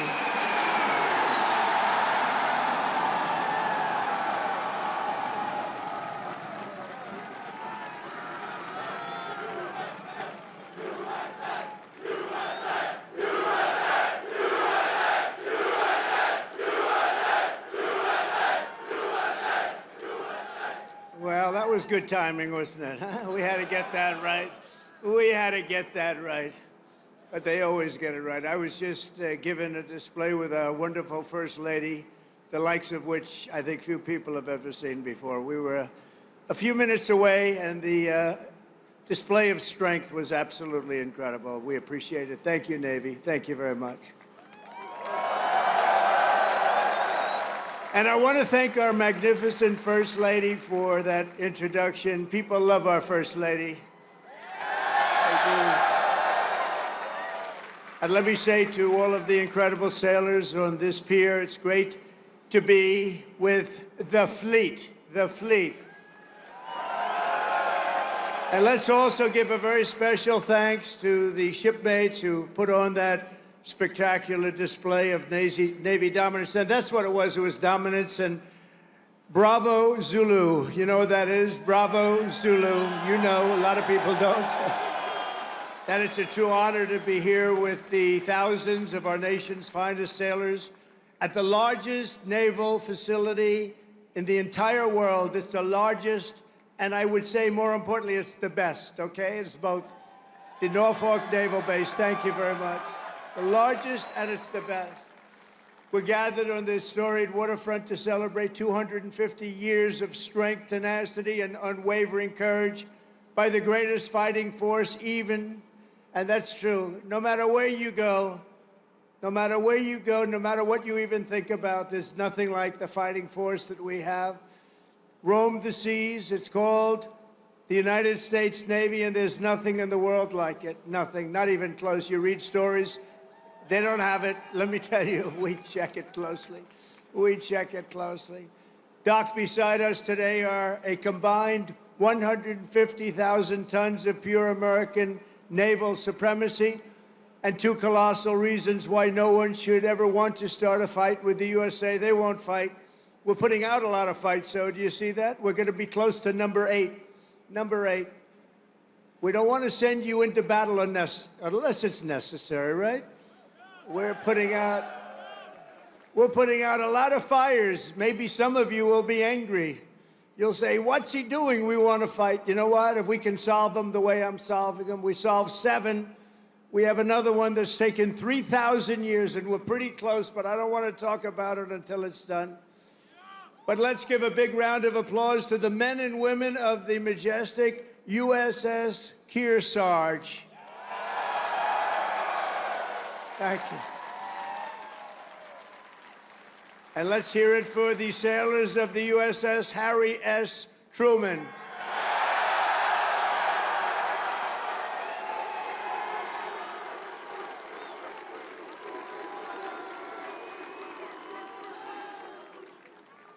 Those who call this carrier home live by a motto that captures the spirit of America's Navy. It's very simple. The words, give 'em hell, and we do give 'em hell. For 2.5 centuries, that is what every generation of American sailors have done. You've conquered raging oceans and braved ferocious storms to vanquish America's enemies on the high seas and distant shores. You've beaten mighty warships into twisted wrecks of steel. You've splintered vast armadas and sent the mangled pride of empire sinking into oblivion. You've surged the waters thick and danger, blood, brine, and through it all, the United States Navy has kept the stars and stripes soaring high and proud above those big, magnificent waves. You love doing it, too. There's not a thing in the world that you'd rather do, is there? Is there? No. I like your life better than mine, I have to be honest with you. sailing on those beautiful waters all the time. You're so lucky. Because the American sailor never quits, never fails, and never, ever lets us down. They've never let us down. Thank you, fellas. Thank you. And we're honored to be joined today by service members representing every part of this great naval tradition. Our incredible surface warriors are the reason America's enemies tremble at the sight of a Navy ship haze gray or underway. The instant U.S. carrier, cruiser, or destroyer breaks across the horizon, every tyrant and adversary on the planet knows their choice is very simple. It's leave America in peace or be blown up in fire and fury never seen before. All over the world, people know of the skill, nerve, swagger, and sheer attitude of the boldest and most daring pilots on the sea, the U.S. Naval aviators, and I just got to witness it with Melania. They land screaming jets on pitching decks in the dark of night with no room for error. There's no room for error. The greatest pilots in the world. And while Navy pilots rain down pain from above, the greatest adversaries fear the daring deeds of our silent service below.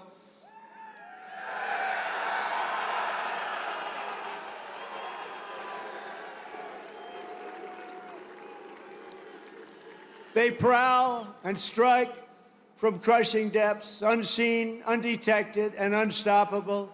They are our brave submariners. Where are the submariners here? And they are brave. The most lethal weapon in the world, I will tell you, nobody knows where it is, and what it carries is nothing that carries weaponry like that. And we're 25 years ahead of any other country when it comes to submarines. Nobody's even close. Nobody can match us. No roll call of Navy warriors would be complete without recognizing some of the fiercest and most elite commandos in the history of war. They are the toughest, and there's nobody tougher. There's just nobody. That's what they tell me. There's nobody tougher. Called the Navy SEALs. What do you think about the Navy SEALs? Where are the Navy SEALs? We're not going to mess with the Navy SEALs. They are great. Thank you very much. Incredible people. And of course, our enemies have learned to dread that special cast of warriors who have charged forward almost everywhere America has seized a stronghold or stormed a beachhead. They call themselves the Leathernecks, the Jarheads, the Devil Dogs, but we revere them as the United States Marines.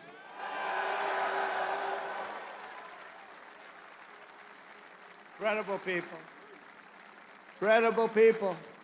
With us today are some of those who have led these exceptional men and women. They've led them like nobody else. And I'll tell you, a person I'm very, very proud of. He has stepped up and he's hitting home run after home run. They love him. I want to introduce again a man who's just exceptional. I'm so happy with this choice. Secretary of War, Pete Hegseth. Thank you, Pete. Doing a job.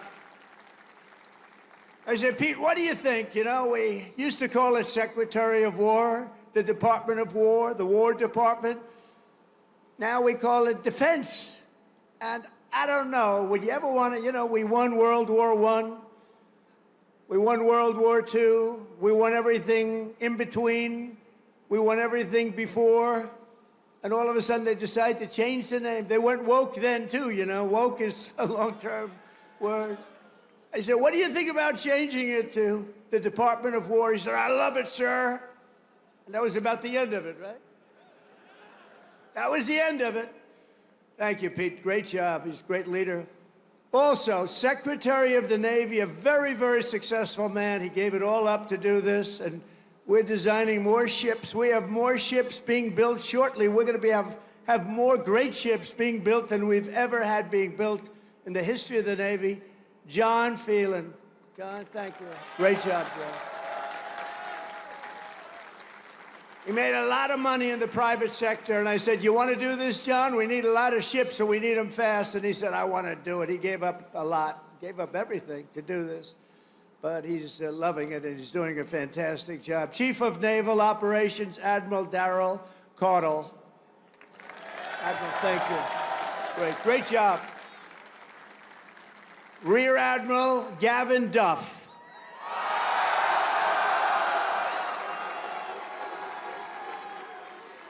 And along with so many different people here, they could introduce them all day long. I don't want to do that because we got to get to business, talking a little bit about war and peace. But along with your great officers here at Norfolk Naval Base, Vice Admirals John Gumbleton. John, thank you. Thank you, John. Great. Young guy. You're a young guy. Great. Doug Perry and Rob Goucher. Thank you. And a very special thanks to a man who just got a 93% approval. He runs the Veterans Everything, I call it. He's Veterans Everything. The VA Secretary Doug Collins. He's doing great. Thank you, Doug. Doing a great job. Ambassador Monica Crowley. Monica, thank you very much. A man that everybody loves.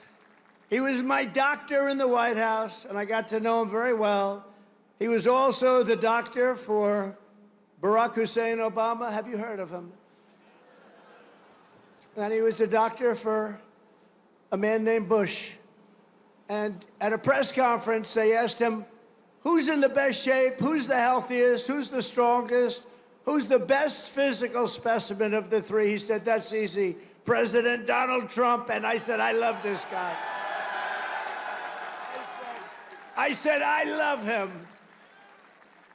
Ronnie Jackson, he's now a congressman, as you know. So he was an admiral, he was a chief doctor, he was the whole boss of doctors, and now he's a very, very successful congressman from Texas. Thank you, Ronnie, very much, and I appreciate those words. I'll never forget them. Jen Kiggins, Jen, thank you. John McGuire, Rob Whitman, Dan Crenshaw, Derek Van Orden. These are unbelievable, talented people that are with me, and they fight. Thank you very much, fellas. Thank you. Thank you very much, darling. These are great Congress. I say Congress warriors. That's what you have to be today to be in Congress if you're going to make it. I also want to recognize all of the newly pinned Chief Petty Officers. You got a lot of them here today. I had to approve it. Who recently earned their anchors and now bear their venerable title, Navy Chief. Navy Chief. Thank you, Navy Chiefs.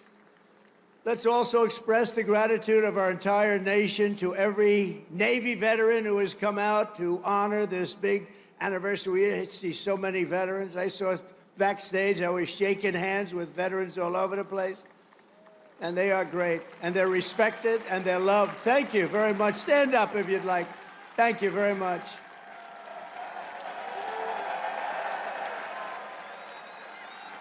They're really loved. I saw it backstage. I saw so many veterans, and my hand will never be the same.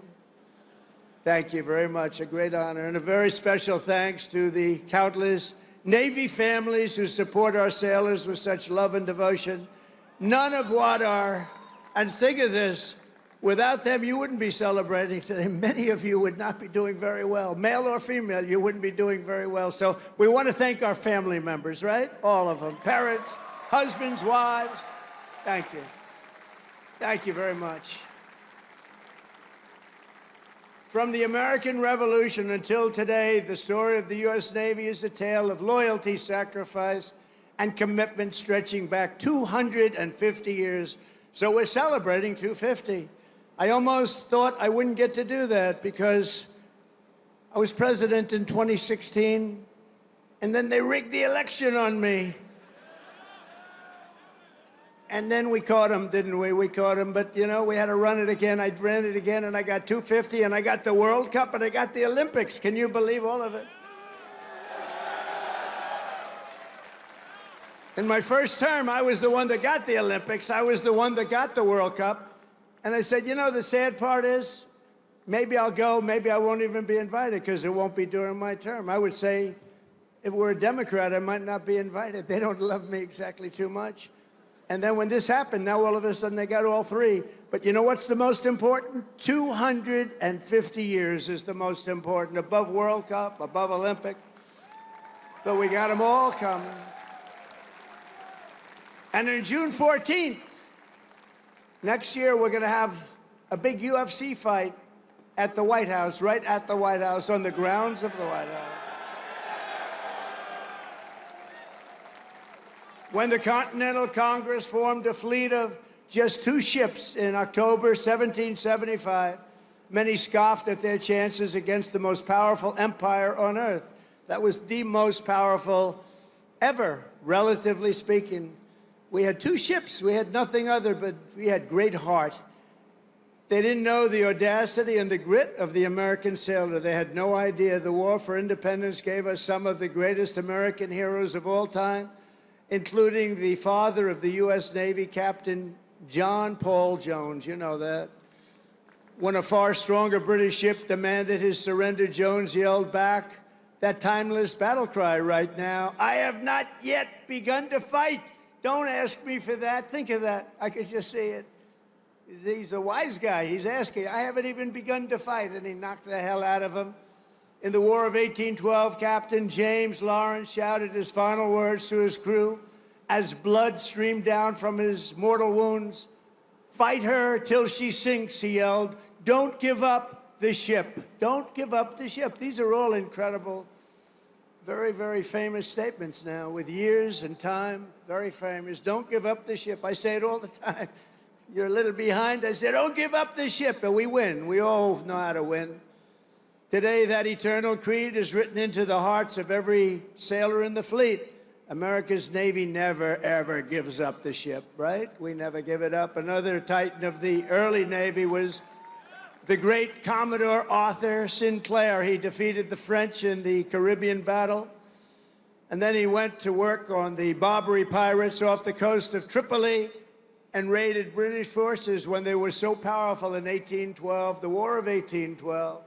He raided them. He was knocking them out one by one. Everyone said, where does this guy come from? And we're all descendants when you think of it.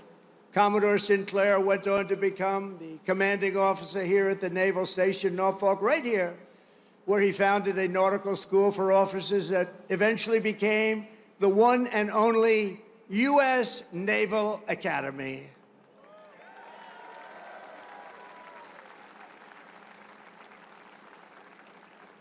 And I'm going to be at your Army-Navy game this year. Who am I going to root for, huh? You may be surprised. It's going to be great. We're going to be here. Generations of the Commodore's descendants have forged their own towering legacies of service in the Navy, and we're joined today by his 5th great-grandson, Commander Link Mustin. Where is Mustin? Commander Mustin, where are you? He's here. Wow, look at this handsome guy. That's good genetics, right? He's got good genes. Thank you very much. Commander, thank you for continuing a family tradition that has endured for 2.5 centuries. Can you believe that, huh? I wonder if they were as good looking as you. I doubt it. You just got better with age, right? Congratulations. Is that young man your boy? Wow. He beat you. They beat you. That's what we want to see. Over the generations, our Navy sailors raised Old Glory above the streets of Veracruz, sent the Spanish fleet to its watery grave in Manila Bay, and buried the vicious German wolfpacks at the bottom of the sea. Those were vicious, vicious wolfpacks. They were brutal. They were hitting us hard, and then we came up with the answer, didn't we? We came up with the way to knock them out, and we were knocking them out so fast they didn't know what to do. It was really the end once we discovered the secret through some brilliant minds. A lot of them are descendants of the people here right now. In every era of conflict, the Navy has never failed to hunt, kill, and to win. Never failed. Never failed. In World War II, Admiral Bull Halsey's motto, hit hard, hit fast, hit often, and that is exactly what the sailors do. One of those warriors was Submarine Commander Eugene Fluke, who sent more Japanese tonnage to the ocean floor than any other man in history. I don't like to talk about it too much now. You know, they've been a nice ally, but anybody from Japan here right now? We'll get off the subject immediately. But think of it, sent more tonnage to the bottom of the sea, one after one. Aboard the famed USS Barb, he destroyed a Japanese tanker and a carrier with a single salvo to his men's chagrin. They were very concerned about it. They didn't think we could do that, and he just knocked them out one after another. And again, torpedoes were flying, but his greatest feat came when he spotted 30 enemy ships at port off the coast of China. You know that, a very famous story. Commander Fluke ordered his men to their battle station, slipped into the harbor, and sank 6 vessels at one time before taking off into the beautiful, wild blue ocean. He received 4 Navy Crosses, the Legion of Merit, and the Congressional Medal of Honor. That was a brave guy. In recognition of the incredible achievements of the USS Barb under his command, this December we will lay the keel of a brand new Virginia-class submarine bearing that same legendary name, and his grandson, Tom, will be there to pick it up. Tom is with us today, and I want to thank you for keeping that great legacy around. Where is Tom? Oh, look, stand up, Tom. Great. Good, Tom. Thank you. That's good. That's good genes too, Tom, isn't it? That's good stuff. Thank you very much, both, for being here. From Midway to the Coral Sea to Leyte Gulf, American sailors fought the most epic naval battles in history. And at Normandy, the Navy led the greatest armada ever formed to deliver the single largest invasion force the world has ever seen. One of the sailors who did it was Felix Maurizio, who enlisted at age 18 and trained right here in Norfolk, trained right here. On D-Day, June 6, 1944, Felix manned an amphibious landing craft that did 6 harrowing runs to Omaha Beach. You all know about it. These are all famous fights. He delivered hundreds of American troops into the battle, including his brother Sal. Felix lost so many of his friends that day, but he kept fighting. He kept going out there, getting more soldiers, getting more of everything. He just kept coming. They couldn't stop him, and went on to serve in the Pacific under the great Admiral Nimitz.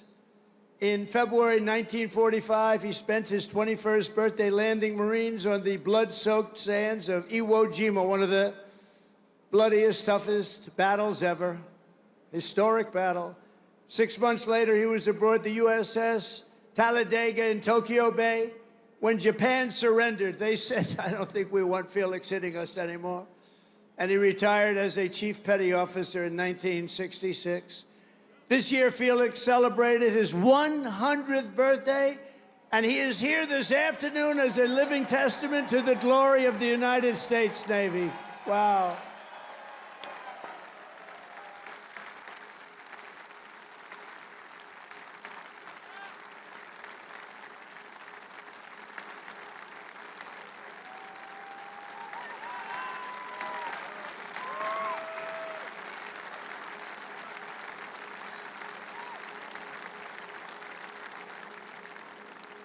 That's great. He looks good. Felix, you look better than I do. I'm not happy about this, Felix. Nah, they don't want to mess around with him. And Felix, we salute you. Thank you very much. Incredible. 100 years. In Korea, American sailors and Marines carried out the daring landing in Incheon and flew more than 250,000 combat sorties against the enemy. It was an amazing effort. In Vietnam, the Navy unleashed Operation Rolling Thunder and deployed a brand new unit, the Navy SEALs, to tear up Mekong River Delta. Problem with Vietnam, we stopped fighting to win. We would have won easy. We would have won Afghanistan easy. Would have won every war easy. But we got politically correct. Let's take it easy. We're not politically correct anymore, just so you understand. We win. Now we win. We don't want to be politically correct anymore.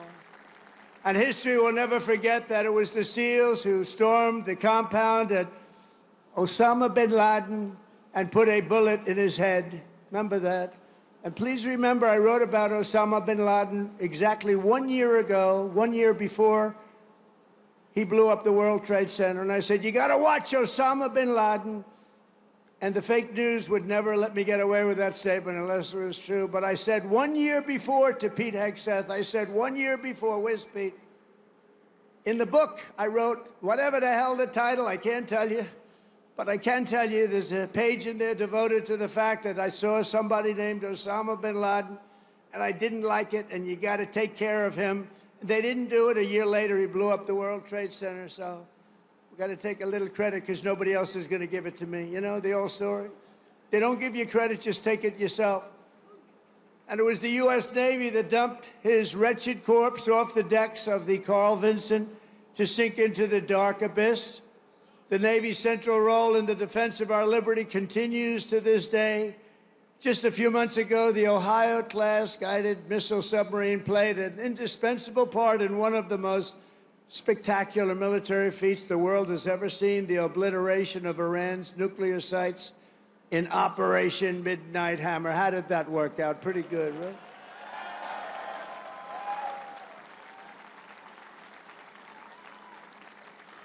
And we shot 30 Tomahawks, you know that. On top of, after the B-2, how about that? The B-2s, what they did, those beautiful flying wings, what they did, they hit every single target they hit. And just in case we shot 30 Tomahawks out of a submarine, every one of them hit too. So I would say Iran was not particularly thrilled. They were going to have a nuclear weapon within a month. And now they can start the operation all over again, but I hope they don't, because we'll have to take care of that too if they do. I let them know that you want to do that, it's fine. But we're going to take care of that, and we're not going to wait so long. It should have been done long before I came along. You know that I had the pilots of the B-2s in my office, the famous Oval Office. I had them in the B-2s. They came in to the White House, and we talked about it. They said, you know, sir, for 22 years, our predecessors and us trained for that hit. For 22 years, they were training to take out the nuclear potential of Iran. He said, but it was only when you came along that we did it. And they were so happy that they did it. But they've been training for that hit for 22 years, but no president wanted to do it. They would have had a nuclear weapon within a month, probably within a month or shortly thereafter. And speaking to them would have been much more difficult. In recent weeks, the Navy has supported our mission to blow the cartel terrorists the hell out of the water. You see that?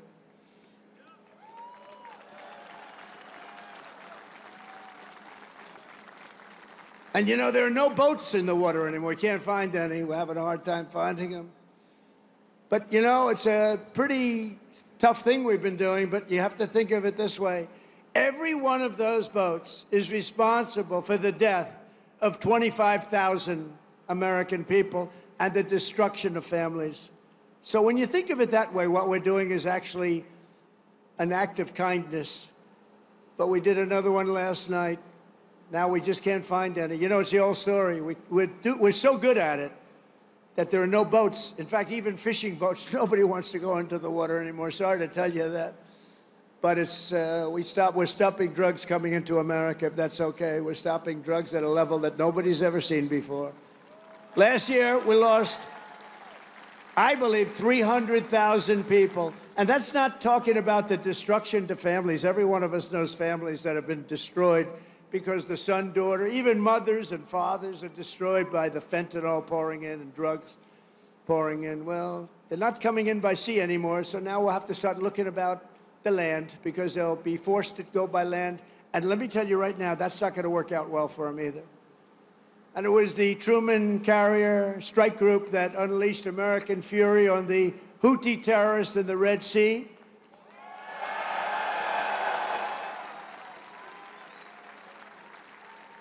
And as you know, they settled. But they settled because they made the statement to us, we've never been hit like that ever before. And earlier this year, conducted the single largest airstrike from an American carrier in history. That was the largest ever. I want to express my personal thanks to every single sailor who contributed to these phenomenal victories. We only know victory. We're only going to know victory. We don't want to know the other word. We want to know victory. We're going to have great victories in the years to come. Well, at least for almost 3.5 years, we're going to have great victories. I want to thank a group of women from North Carolina. Look at these great. Will you stand up, please? These beautiful women have followed me. This is number 151. You could call a rally. This is sort of a rally. Let's face it, this is a rally. This is a speech of love. We all love our country. But that group is from North Carolina. They're up to about 151 visits. They have a whole group of them. I never see their husbands. I don't know what's going on with their husbands. I assume, do they still love you, the husbands? Yes, good. But I want to thank you. 151, they've been following me since 2016, and you look even better now than you did then. But I want to thank you very much. It's a really group. They love our country. They like Trump, but you know what they really do? They love our country.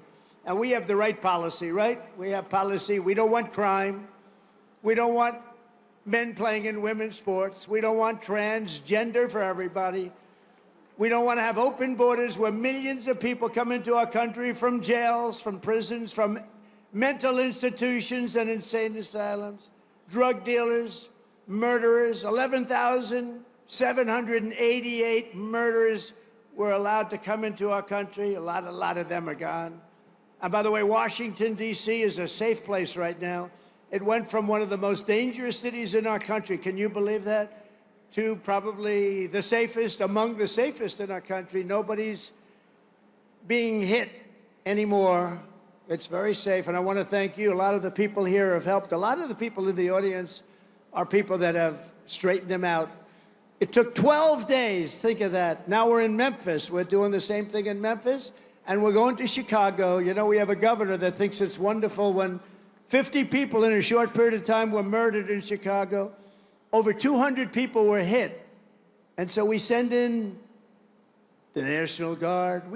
You know what? We send in what's ever necessary. People don't care. They don't want crime in their cities. And we're doing it, and we're doing it well. We're doing it like nobody's ever done it before.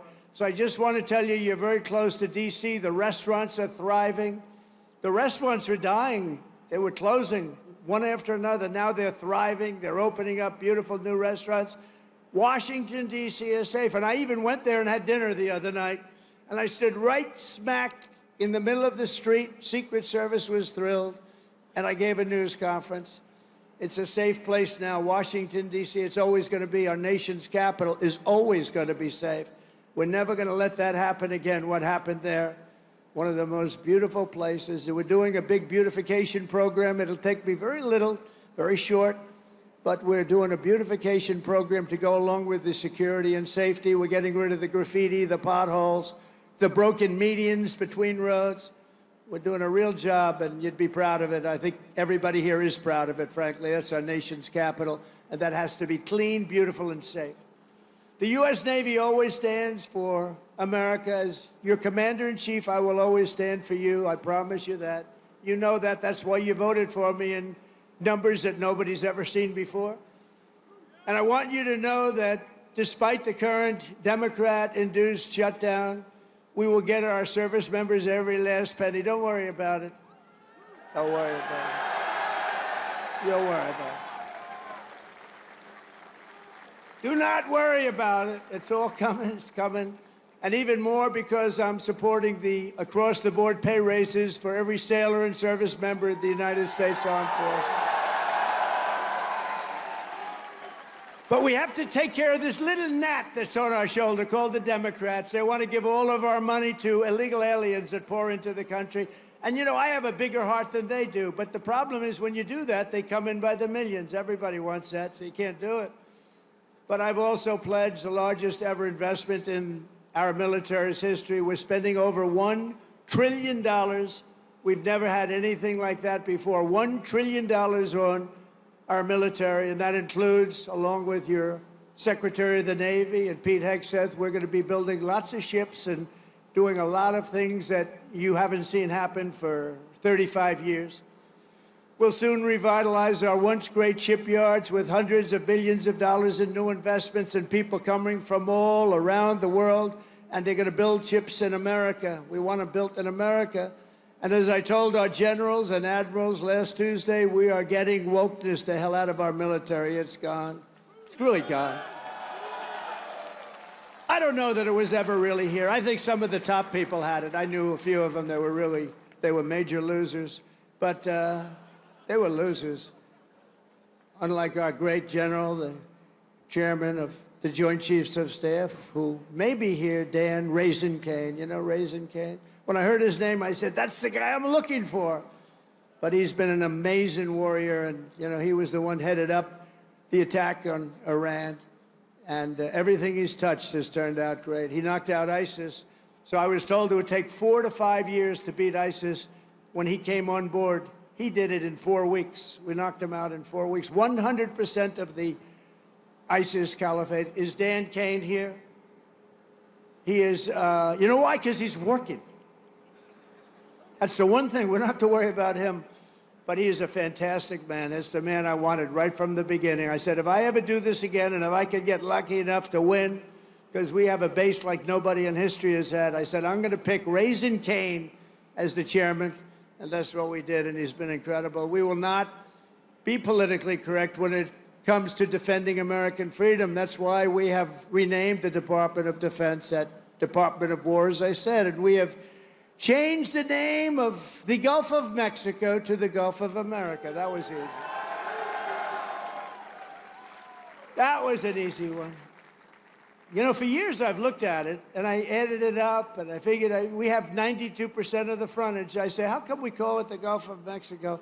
I mean, I wouldn't say that Mexico is thrilled with me, but what are you going to do? It's the Gulf of America, and I love it now. I was watching the other night a report, and they said very routinely, in the Gulf of America, this is the, they just went on to talk about it. They didn't do it with a smirk or a smile. They didn't say, in the Gulf of America. No, it's called the Gulf of America now, and nobody's playing games with it. We got sued by the Associated Press, and they lost. In fact, the judge was so good, he said, he's calling it the Gulf of America. He's got all the approvals. You have to do that, too, to the very liberal Associated Press. They got thrown out of court. In fact, they're almost not allowed to cover me anymore because of that. It was a big hit. So I'm very proud of that. Under our leadership, the spirit of the American forces is soaring like it has never soared before. I think right now we have more spirit than we've ever had before. After years of recruiting shortages, we couldn't get guys or gals to become sailors. 1 year ago, they didn't want to be a sailor. Although I must say, once I said we're going to run, a lot of people, it made it better. But let's go back 2 years, and it was even worse. Because there was no hope. We had this horrible, horrible president who had no clue what the hell was happening. The chances of him walking down those stairs successfully were not good. And I have to be careful, because one day I'm going to probably fall. No, the North Carolina women said that will never happen to you. I always say, walk down the steps nice and slow. You ever notice I do nice? I don't have to bop down the stairs. Walk nice and slowly. But we have a waiting list. Think of this. We have a waiting list for people wanting to get into the United States Navy, the Army, Navy, Coast Guard, Marines, Space Force. Oh, we love Space Force. But think of it. We have a waiting list for every branch of government now. And that includes police and firemen. They didn't want to. Nobody wanted to be a policeman. Now they want to be a policeman. Now they want to be in the Navy. They want to be in the Air Force so badly. The Marines, the Army, they want to be in all of it. They love Space Force. I love Space Force because I created Space Force. That was my thing. And it's going to turn out to be one of the most important. But 1 year ago, our country was dead. We had a dead country. People say, sir, you shouldn't say that. It's too straight to withdraw. We had a dead country, and today we have the hottest country anywhere in the world by far. 1 year, think of it. 1 year ago, we were dead. The king of Saudi Arabia said to me, President, 1 year ago, we thought we lost America. We thought it was a dead country, and now you have the hottest country anywhere in the world. He said that. I use this term. And I'm pleased to say that 2025 was the Navy's single best recruiting year ever. Not bad. So you went from those embarrassing headlines of a year ago. Think of it. Nobody wants to go into the Navy. How does that make you feel? Now you have a different problem. You know what the problem is? Everybody wants your job. I like that better, right? No, but nobody's going to take your job. You were with us when it was not as nice. It wasn't as nice. Those are the people I like the best, too. The people that were with me when it wasn't looking so good, like these ladies from North Carolina. They were with me when it wasn't looking that good. A lot of fake scandals were created, all fake. One of those eager new recruits is 18-year-old Aiden Rollins, a recruit like I'm so proud of. Aiden's father was a sailor, his grandfather was a sailor, and after 4 years of Navy ROTC, it is Aiden's turn to carry on that tradition. When he enlisted in April, his father, Daniel, a Navy veteran, was so inspired that he decided to re-enlist too. Wow. I'm delighted to say that father and son are here with us today representing the future of this great fleet. Please, Aiden and your father, please stand up. But wow.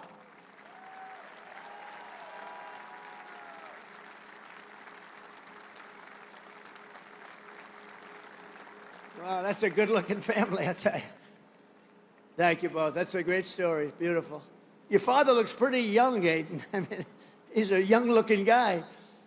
Every sailor, aviator, submariner, and shipmate in the Navy inherits a tradition of excellence and daring, power and glory unmatched in the long saga of mankind's voyage on the sea. From that first ship, the schooner Hannah, to the awesome sight of a modern carrier battle group underway, the U.S. Navy has always been the iron will of a proud and mighty nation pushing forward through the currents and over those big, beautiful waves, through the spray of raging combat and the fog of naval war. America's sailors have proven time and again that our Navy does just the best job there is. Anything having to do with sailing the oceans, there's nobody to compete. We own the skies, we stalk the depths, and we rule the seas like nobody has ever ruled the seas. From Boston Harbor to Hampton Roads, from the Philippine Sea to the Red Sea, from the Guadalcanal to the vast, great Atlantic Ocean. Our sailors have seized triumph upon triumph. We don't know anything about defeat. We heaped honor upon honor and carved greatness and splendor into the pages of history. We only talk about the Navy and only use that word, splendor. We also say victory because that's the other. We have splendor and we have victory on gun decks and flight decks. In torpedo rooms and cockpits, they have poured out their blood, sweat, and tears and offered their very lives to defend this land between the seas. They have crossed icy canals, leapt from burning wreckage, plunged into frigid waters, soared into deadly skies, and slashed across the mine-infested bays to claim American victory and to defend the cause of liberty, to defend, quite frankly, the American flag. In every era and every part of this globe, our sailors have fought with courage in their hearts, patriotism in their souls, and salt water in their veins. You have that salt water. Don't let the doctors change it. Keep it, because there's nothing like it. There's no blood like it. And standing before all of you today, I know that whatever our nation is threatened and whenever they need help, whenever duty calls, American sailors will hoist our flag high and they will rally to Admiral Farragut's immortal battle cry, "Damn the torpedoes, full speed ahead, go, you son of a gun." With your help, we will fight, fight, fight. We will win, win, win. Because of you, our Navy and our country will always be proud and righteous and mighty and free. Congratulations once again on 250 years of total dominance. Sail fast, stay strong. Thank you. God bless our sailors, and God bless the United States of America. Thank you very much, everybody.